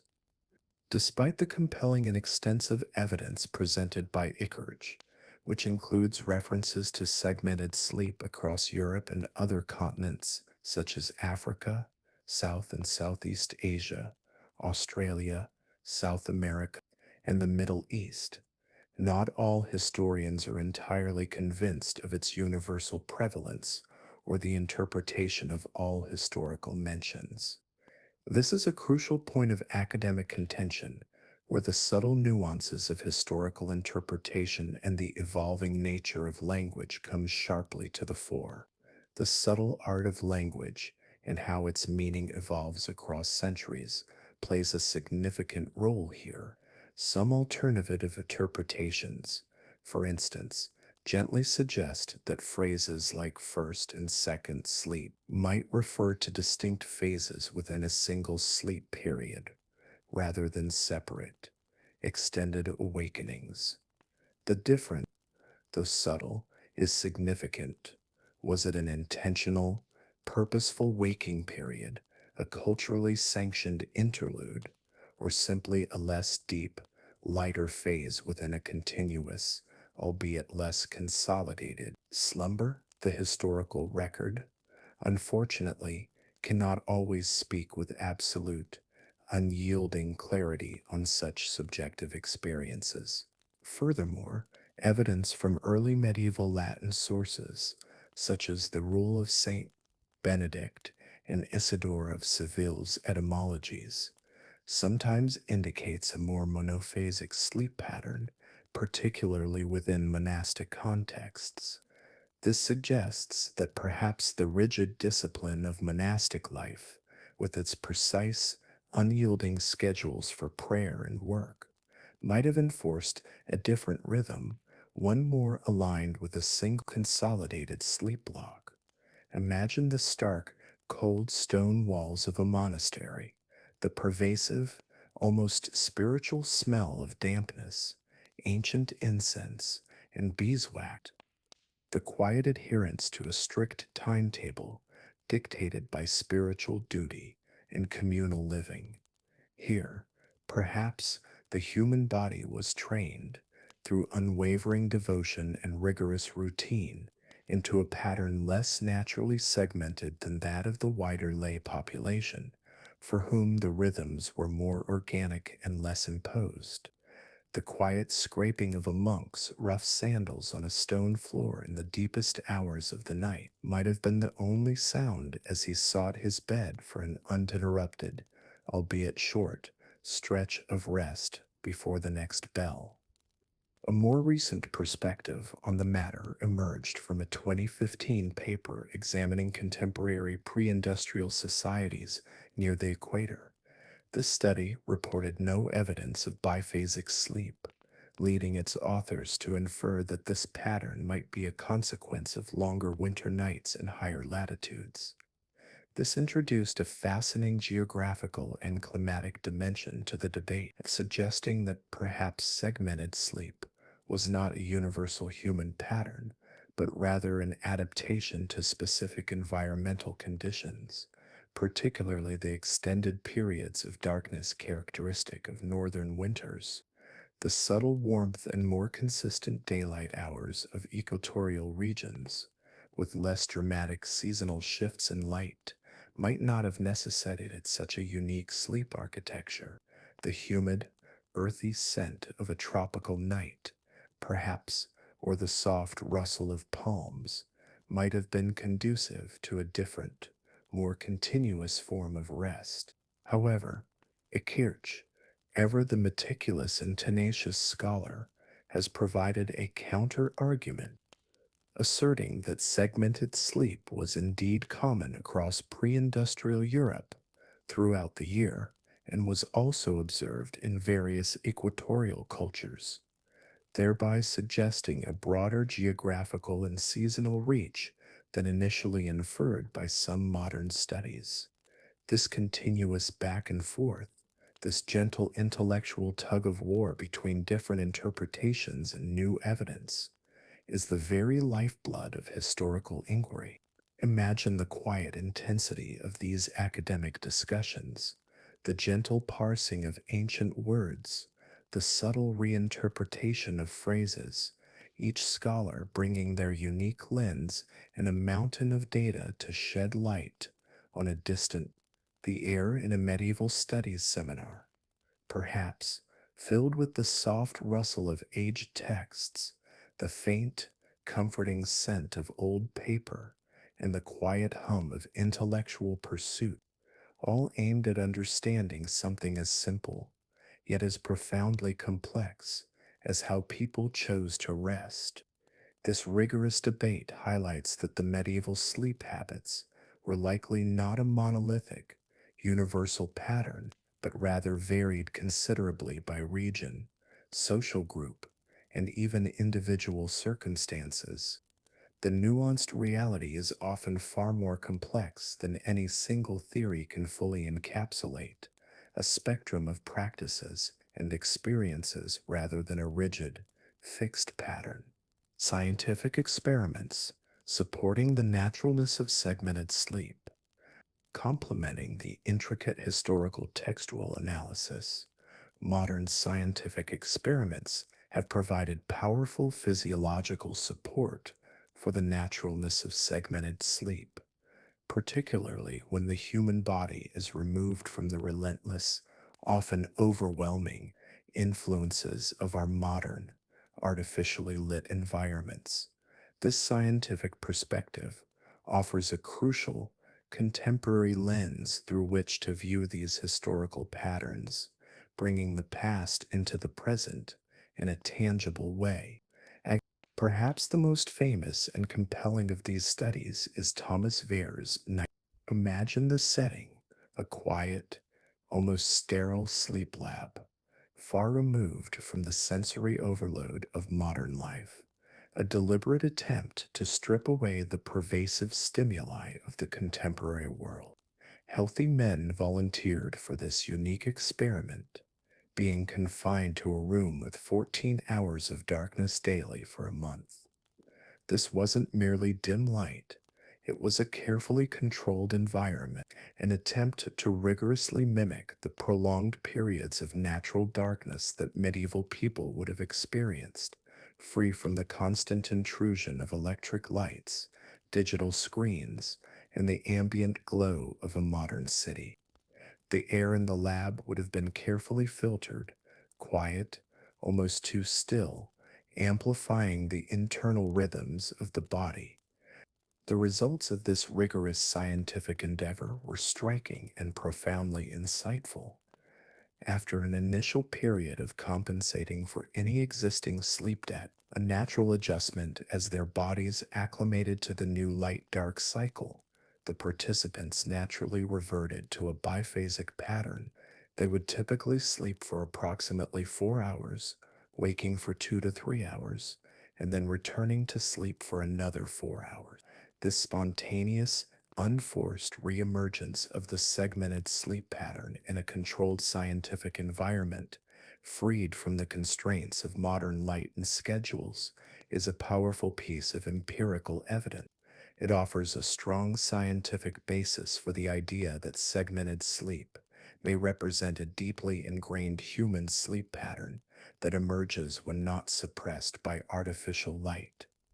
The sterile, quiet environment of a modern sleep lab, bathed in controlled darkness, yet echoing with the ancient rhythms of human rest, presents a compelling paradox.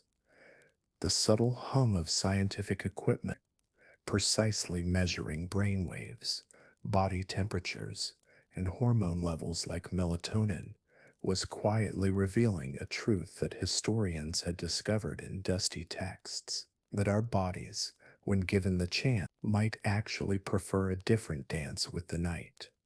This kind of scientific confirmation offers a profound sense of validation to the historical.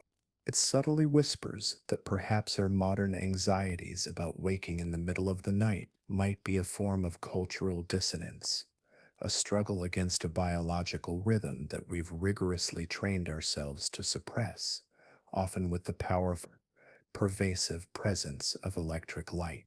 It is a quiet, yet revolutionary, thought that what we deem normal sleep today is, in fact, a manufactured reality, a testament to our technological prowess rather than an inherent biological imperative. And challenges of reconstruction and the spectrum of sleep. The ongoing scholarly discourse surrounding medieval sleep patterns highlights the inherent methodological challenges in reconstructing subjective human experiences like sleep from historical records. Sleep, after all, is a deeply personal and internal phenomenon, a private world of dreams and unconscious processes, not easily captured or definitively described by the limited and often indirect records of the past. Textual references, while invaluable, are inevitably open to multiple interpretations. The subtle nuances of medieval language, the cultural contexts that are now partially lost to us, can make it exceptionally difficult to definitively know if a phrase like first sleep meant precisely what we now understand it to mean, or if it carried a subtly different connotation for a medieval person. The very act of translating and interpreting these ancient words, of bridging the vast gulf of centuries, carries a significant weight of responsibility and potential for misinterpretation. Furthermore, contemporary anthropological studies, while providing valuable analogs from current pre industrial societies that still live by natural light cycles, may not perfectly replicate the complex interplay of cultural context and specific environmental pressures of historical periods. An analogy, while a helpful tool for understanding, is a bridge, not an exact replication. The lives of people in a remote equatorial village today, while lacking artificial light, will still be shaped by cultural norms and environmental factors distinct from those of medieval Europe. This dynamic debate, this gentle push and pull between different interpretations, new evidence, and the inherent limitations of historical data, underscores that medieval sleep habits were likely not a monolithic, universal pattern, but rather varied covered by region, social group, and even individual circumstances.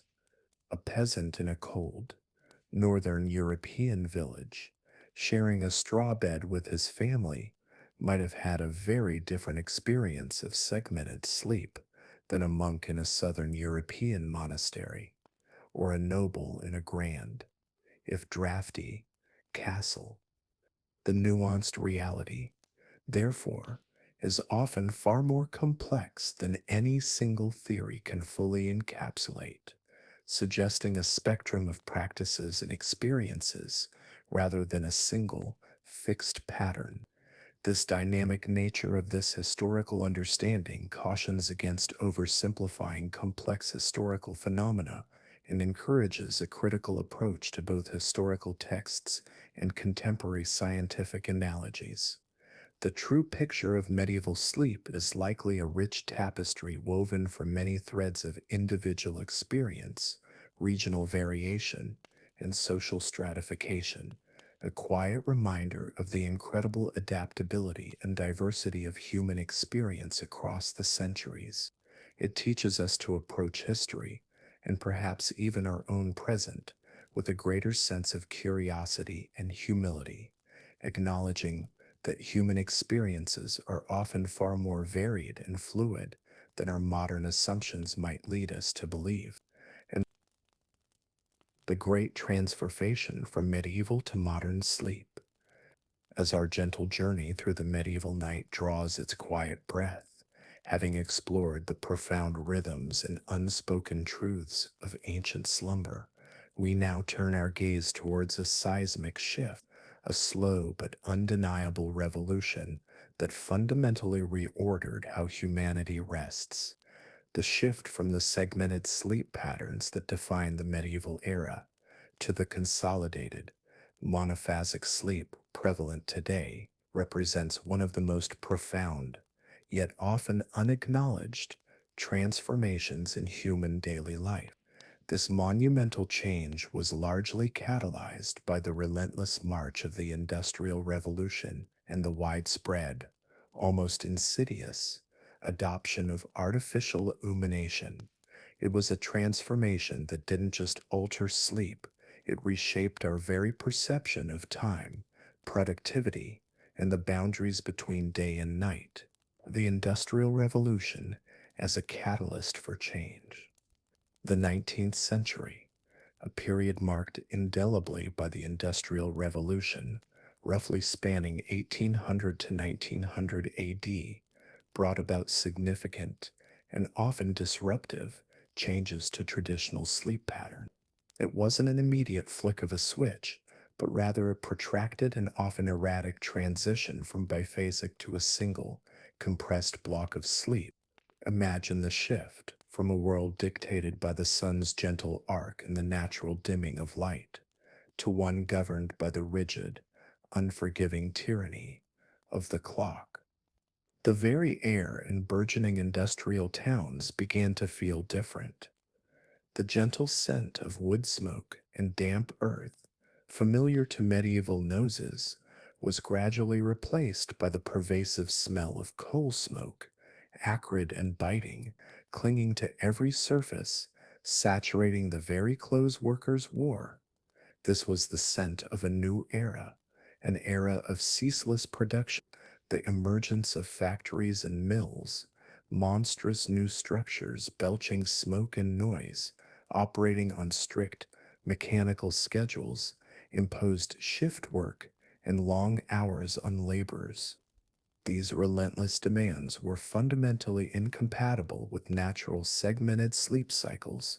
There was no room for a first sleep, a leisurely watch, and a second sleep when the factory whistle demanded your presence at a precise hour, often before dawn, and kept you there until long after dusk.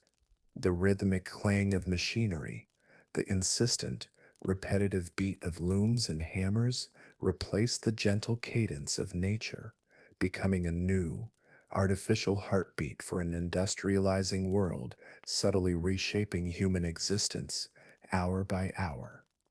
This industrial imperative directly contributed to a reduction in overall sleep duration for many workers, as the waking day was artificially extended.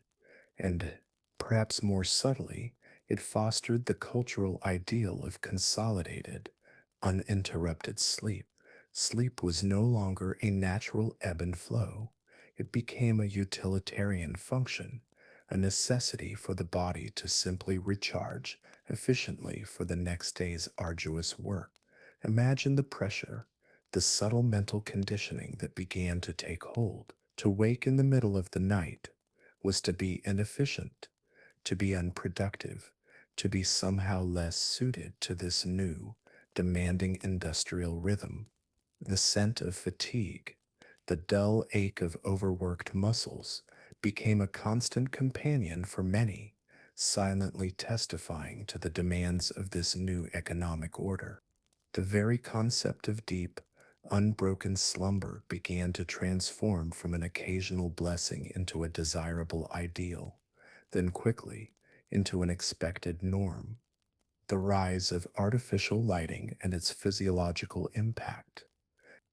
While the factory bell imposed new schedules, the true, pivotal factor driving this profound transformation in sleep patterns was the increasing prevalence and sheer power of artificial illumination. This was more than just a convenience, it was a fundamental alteration of the human environment relationship. Technological advancements in lighting progressed rapidly, from the rudimentary oil lamps and candles that barely pierce the darkness, to something far more transformative. Imagine, for a moment, the revolutionary impact of gas lighting, notably introduced in London in 1807, which then became widespread by 1820. The subtle yet insidious glow of gas lamps, bathing city streets and public spaces in a constant, if still somewhat dim, artificial twilight, fundamentally pushed back the ancient, comforting dark. The air in these gaslit spaces might carry a faint, almost metallic tang, a new scent defining the urban night. Then, the true revolution arrived. By the early 20th century, electric lighting became common, with a single electric bulb providing 100-fold more light than earlier sources. This wasn't just illumination, it was an explosion of light, a stark, unflinching, almost aggressive brilliance that shattered the profound blackness of the night. The very air would hum with the subtle, pervasive vibration of electricity, a new, omnipresent sound in the nocturnal soundscape. The faint, metallic scent of ozone from early electric lights, a new sensory marker of progress, now mingled with the smells of the city. This radical transformation in lighting had a profound physiological impact on the human body. Artificial light, particularly exposure during nighttime hours, directly influences sleep propensity and possesses the power to reset the body's circadian pacemaker, which is our internal clock that regulates all our daily rhythms. The primary mechanism for this is the suppression of melatonin. Exposure to light, even relatively dim light, suppresses the production of melatonin, the hormone secreted by the pineal gland that signals darkness and helps induce sleep. Our body's ancient, natural sleep signal was suddenly being systematically ignored, drowned out by the relentless glow of human innovation. As urban lighting expanded, spilling from factories into streets, then into homes, people began to stay awake later into the evening, shifting bedtimes later. The allure of extending the productive day, of engaging in evening leisure activities, or simply conversing under artificial light became irresistible. However, traditional rising times, often around dawn, largely remained unchanged. The sun still rose, and the demands of work or daily life still began with it. This inevitable combination led directly to a compression of sleep into a single, shorter block. The hours that once housed two distinct periods of rest and a period of mindful wakefulness were now crammed into a single, continuous stretch, often shorter than before. The night was being stolen from rest, hour by hour, light by light. You would feel the subtle yet relentless pressure on your eyes, the growing weariness that no longer fully abated as your internal clock desperately tried to adjust to an unnatural rhythm, a rhythm imposed by society rather than nature. The street lamps, once a novelty, became an expectation, then a necessity, their relentless glow seeping into every corner of urban life. The quiet, profound darkness that once defined night became a relic, replaced by a permanent, diluted twilight, and with it, the ancient rhythm of segmented sleep began to fade and echo in the memory of our bodies. The cultural shift towards consolidated, monophasic sleep and its link to productivity, alongside these technological marvels and industrial demands, a significant cultural shift occurred.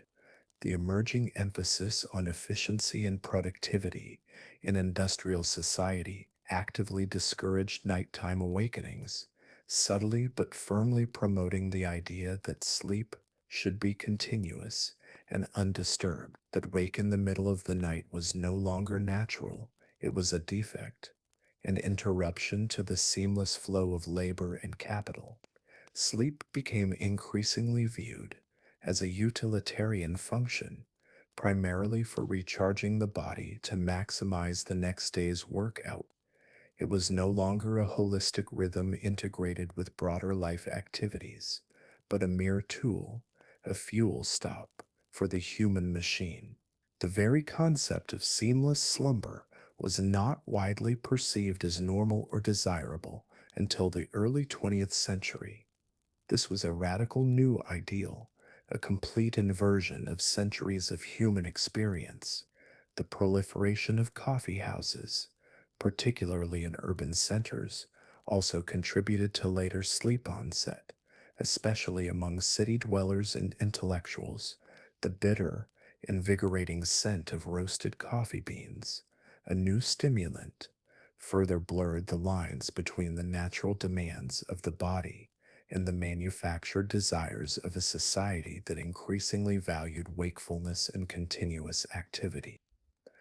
This historical transformation highlights a significant phenomenon, the medicalization of natural human rhythms. What was once a historically natural and common pattern of segmented sleep has, in modern times, often been redefined as a disorder, with middle of the night wakefulness frequently diagnosed as insomnia. This is a profound cultural redefinition, driven not by a new biological understanding, but by societal and economic pressures. It indicates a cultural and medical adaptation to a new technological and economic reality, rather than a purely biological evolution. The silent, internal struggle against a perceived problem becomes a personal battle, often fueled by commercial interests. This medicalization has significant implications for public health and individual well being, as it can generate anxiety around sleep interruptions and potentially lead to unnecessary interventions, even for individuals whose bodies might naturally revert to segmented sleep under different environmental conditions. It suggests that our contemporary understanding of healthy sleep is, to a considerable extent, culturally contingent. Furthermore, the transition to consolidated sleep reflects a broader societal shift towards the commodification of time and sleep. The watch period, which historically offered historics, time for diverse activities, a space for quiet introspection, prayer, or intimate conversation, was largely eliminated because it was perceived as unproductive or inefficient within the context of industrial demands. Artificial lighting extended waking hours, thereby reducing reliance on natural rhythms. Sleep itself became primarily a functional necessity for labor, a means to recharge for the next day's work, rather than a rhythm integrated with broader life activities. This redefines the fundamental relationship between humans, time, and labor. The disappearance of segmented sleep is not merely a change in sleep pattern, but a symptom of a society that increasingly prioritizes continuous work and consumption, fostering a perpetual, always on state. This constant, relentless pressure to perform, to be constantly on, to maximize every waking moment, until even sleep itself felt like a task to be optimized, a commodity to be efficiently managed, rather than a natural flowing rhythm of life. The silence of the medieval night and the gentle freedom of the watch were replaced by the incessant hum of machines and the internal clock of productivity, forever changing our relationship with darkness and rest. This profound shift has profound implications for contemporary work life balance and mental health, prompting reflection on the often unseen trade offs inherent in our modern sleep paradigm. Perhaps, as we approach the deep quiet of our own modern night, we can carry with us the gentle lesson of the past that there are many ways to rest, and perhaps our own bodies still hold a quiet memory of a different, older rhythm. Nocturnal soundscapes and sensory worlds.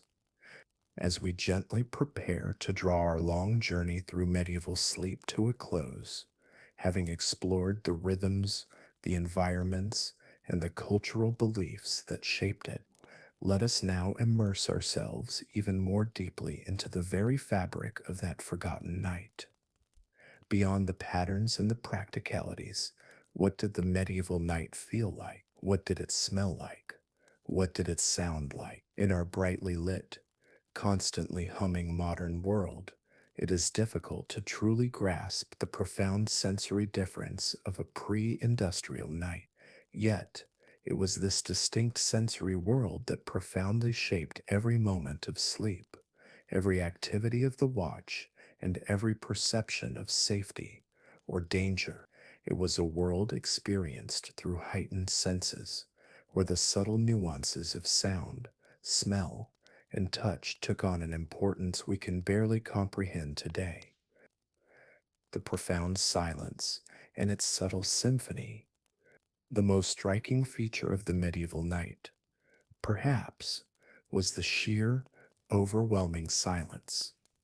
Imagine a silence so profound that it would feel deafening to modern ears, accustomed as they are to a constant, low level hum of electricity, distant traffic, refrigerator drones, or the faint whirring of electronic devices. In medieval times, after the last human voices of the evening had faded, after the last dog had barked its final warning, and the last embers of the hearth had settled with a quiet hiss, a deep, pervasive quiet would descend upon the world. This wasn't merely the absence of noise, it was an active presence, a palpable quietude that would press in on you, sharpening your other senses to an extraordinary degree. You would hear your own breathing, the soft thrum of your own heartbeat, perhaps even the subtle creak of your bed frame as you shifted, sounds that are utterly lost in our modern, cacophonous nights. Yet, within this grand silence, a subtle symphony of natural and human sounds would emerge, only discernible to an ear accustomed to stillness.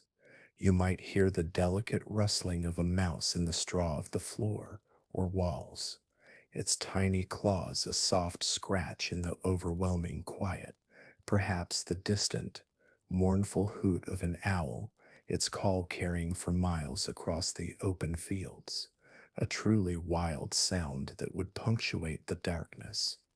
From within your dwelling, you'd become acutely aware of the subtle movements of your sleeping family members, the soft, rhythmic breathing of a child or spouse beside you, the occasional gentle snore, or the almost imperceptible rustle of a rough woolen blanket as someone turned over. You might even hear the quiet stretch of timbers in the house, the ancient wood groaning and creaking subtly as it settled in the cooling night air, sounds that in the profound quiet could momentarily conjure images of unseen presences. Outside, if the wind stirred, it might whisper through the sparse canvas of a tent or sigh around the eaves of a thatched roof, creating a low, persistent whistle, a natural drone that was both comforting and subtly eerie.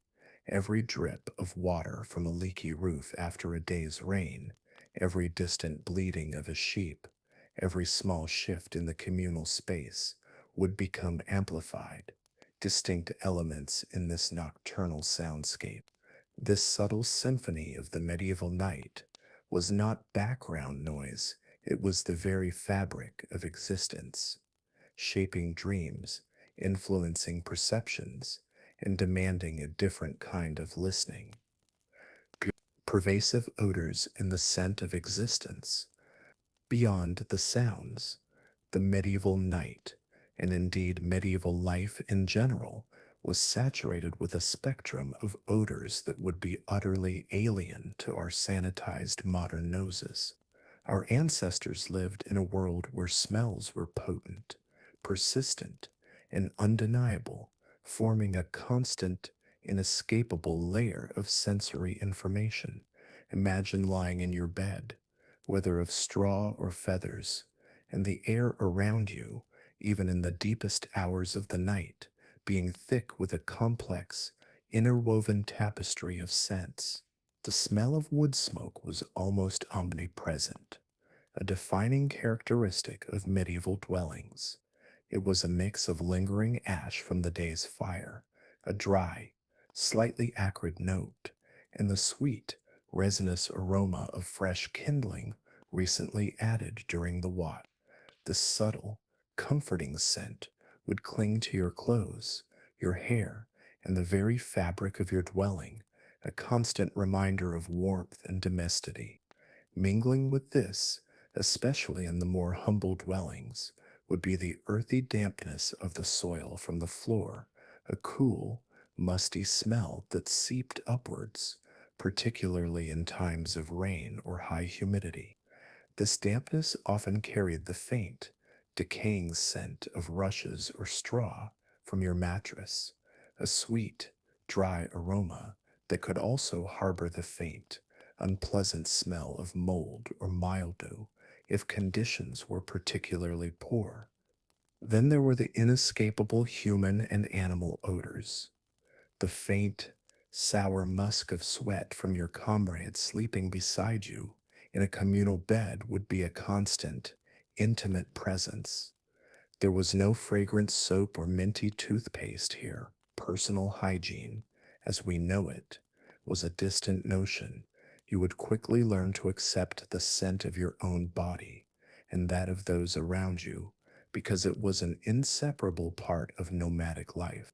For those sharing space with livestock, even in a separate part of the house, the sharp tang of fresh and dried animal manure, particularly horse or cow, would mingle with the general air. This created a complex smell of chimney soot, raw sewage, and horse manure that often pervaded the streets and, to a lesser extent, the homes. The underlying scent of unwashed bodies, damp wool from clothing and blankets, stale bread from a meal, and perhaps a faint, acrid overlay of human waste from a nearby chamber pot, its presence an accepted and often pungent part of the nightly environment, would all contribute to the unique olfactory signature of a medieval dwelling. This pervasive blend of organic, earthy, and human sense was the constant, undeniable smell of medieval existence, an olfactory world utterly removed from our own. Step, tactile sensations, cold, damp, and rough textures. The medieval night was not merely seen or heard, it was profoundly felt.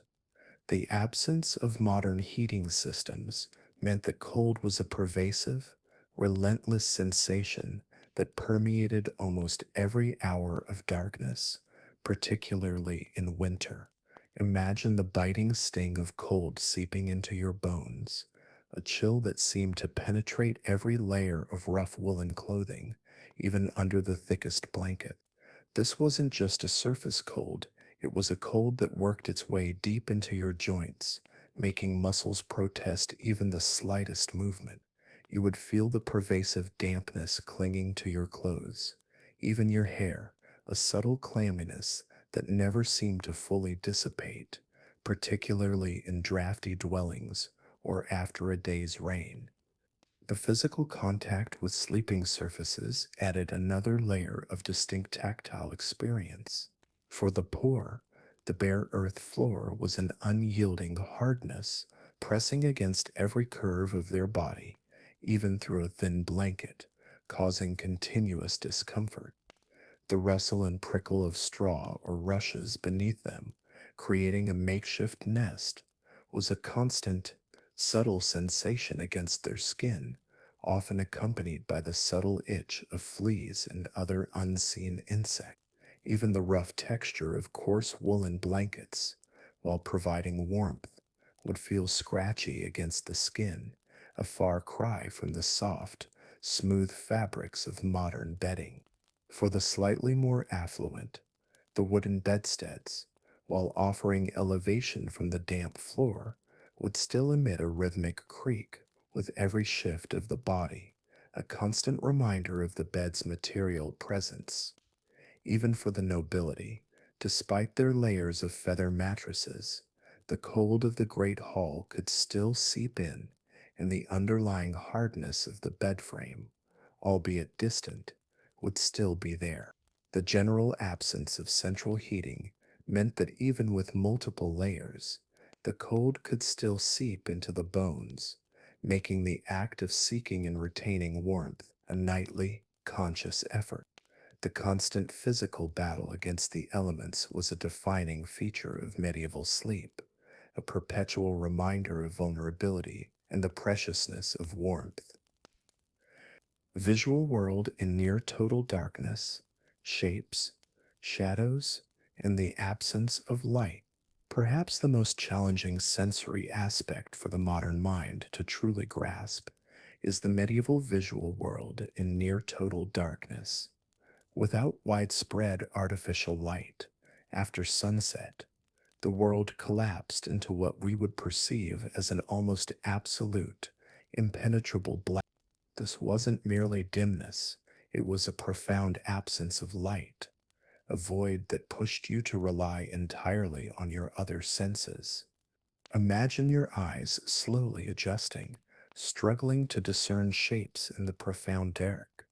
Initially, there would be nothing but an inky blackness, a disorienting void. But as minutes stretched on, if there was even the faintest sliver of moonlight, or the distant, almost invisible glow of a star through a crack, your eyes would begin to adapt, becoming incredibly sensitive to the slightest variations in light. Familiar objects within your dwelling might begin to emerge as ghostly, muted silhouettes against a slightly less dark backdrop. The table might appear as a deeper shadow against a slightly lighter wall, a doorway, a gaping, formless void. The flickering, dancing shadows cast by a tiny, precious candle flame or the last embers of the fire would not truly illuminate, but rather create distortions, shifting shapes that could be both mesmerizing and subtly unsettling. These shadows, elongating and twisting with the faintest movement of air, could conjure fantastical or frightening images, making the familiar unfamiliar and blurring the lines between reality and imagination. This profound darkness meant that faces of sleeping companions would be invisible, reducing individuals to the sounds of their breathing and the warmth of their bodies. Moving about the room required reliance on touch and memory, each step a careful negotiation around known obstacles, your hands reaching out to guide you through the familiar yet unseen space. The lack of strong, consistent light also meant that colors would be indistinguishable, everything rendered in shades of gray and black. This visual world, defined by absence, forced a different kind of perception, encouraging the mind to fill in the gaps, to create its own internal imagery, perhaps contributing to the vividness of dreams and the heightened sense of spiritual encounters. The pervasive darkness was not just a backdrop, it was an active participant in the medieval sleep experience, a silent, unyielding presence that shaped perception, invited contemplation, and held its own unique depth. Unseen secrets. Conclusion. And just like that, we have gently journeyed through a day, or perhaps merely a glimpse, of many quiet medieval nights. We've traversed the profound landscape of sleep, moving from the tangible rustle of straw on an earth floor to the ethereal realm of dreams and ancient spiritual beliefs. It's a life defined not by the rigid demands of a modern clock, but by the relentless, yet often beautiful, dictates of natural light cycles, by the subtle, persistent whispers of the changing seasons, and by the undeniable, pervasive presence of communal living. We've seen how their unique blend of these environmental and societal factors shaped every facet of their existence, profoundly influencing how they rested and indeed how they lived. The very concept of segmented sleep, with its first sleep, a wakeful interlude known as the watch, and a subsequent second sleep, stands in stark contrast to our contemporary ideal of a single, uninterrupted block of rest. This historical pattern, as illuminated by the pioneering work of scholars like A. Roger Ekirch, was the unquestioned norm for centuries, a testament to a human rhythm that easily reemerged when not suppressed by artificial light. The watch, far from being a bothersome interruption, was a multifaceted period for both practical tasks, such as tending fires, peeling rushes to make candles, or checking on livestock, and for deeply personal, spiritual, and social engagement, including prayer, reflection, intimate conversations between spouses, and even, in some documented instances, quiet study or visiting neighbors. It was a period of active, purposeful wakefulness, a quiet, cherished space in the profound darkness of the night, utterly alien to our modern sensibilities, where every waking moment after bedtime often feels like a failure. Tired? We've gently touched upon the various sleeping environments, from the uncomfortable bare earth floors of the poor, thick with the smell of dampness and the subtle itch of unseen insects, to the slightly more refined wooden bedsteads of the affluent, and finally, to the elaborate canopied beds of the nobility, layered with feathers and fine linens, carrying the faint scent of herbs and wealth. These spaces, regardless of social stratum, underscored a pervasive lack of privacy that would be unimaginable to most of us today, with families, servants, and even strangers often sharing sleeping quarters. Yet, within this communal closeness, paradoxical moments of intimacy and personal reflection could still be found. We also gently explored the profound cultural and religious dimensions of the medieval night, a time steeped in spiritual significance, where dreams were believed to carry divine messages, but also fraught with the perceived dangers of malevolent spirits. Even medieval health regimens provided detailed advice on sleep hygiene, reflecting a holistic understanding, reflecting a holistic understanding of rest that extended beyond mere physical recuperation. Perhaps now you have a slightly clearer understanding of why even a single night, truly lived in the medieval manner, would be an almost insurmountable challenge for most of us today. It wasn't just about physical discomfort, it was about a profound mental fortitude, an unparalleled ability to adapt to a life stripped bare of many comforts we take for granted, a life of constant, subtle demands dictated by nature itself. The great transformation from this segmented rhythm to our modern monophasic sleep was driven largely by the relentless pace of the Industrial Revolution and the pervasive, almost overwhelming glow of artificial light. This shift compressed sleep into a single block, redefined rest as mere fuel for productivity, and in a profound twist, began to medicalize what was once a natural human rhythm, turning middle of the night awakenings into a disorder like insomnia. This historical journey offers us a gentle yet powerful insight. The evidence suggests that our own middle of the night awakenings, often viewed as a problem today, may in fact be a quiet vestige of a natural human rhythm. While a complete return to medieval sleep patterns is impractical in our 24/7 world, comprehending this historical norm can foster a more relaxed attitude towards natural sleep fluctuations, alleviating the anxiety for continuous, unbroken sleep. It prompts critical reflection on the profound impact of constant artificial illumination, the relentless demands of modern society, and the subtle commodification of time itself on our sleep health and overall well being. By recognizing the historical fluidity of sleep patterns, contemporary society can potentially reevaluate its rigid expectations of rest, fostering a more adaptive and less anxiety driven approach to nocturnal slumber. Thank you for joining me on this gentle historical journey tonight. Thank you for lending your precious time to listen. I hope these quiet explorations have offered you a moment of peace and a gentle passage into slumber.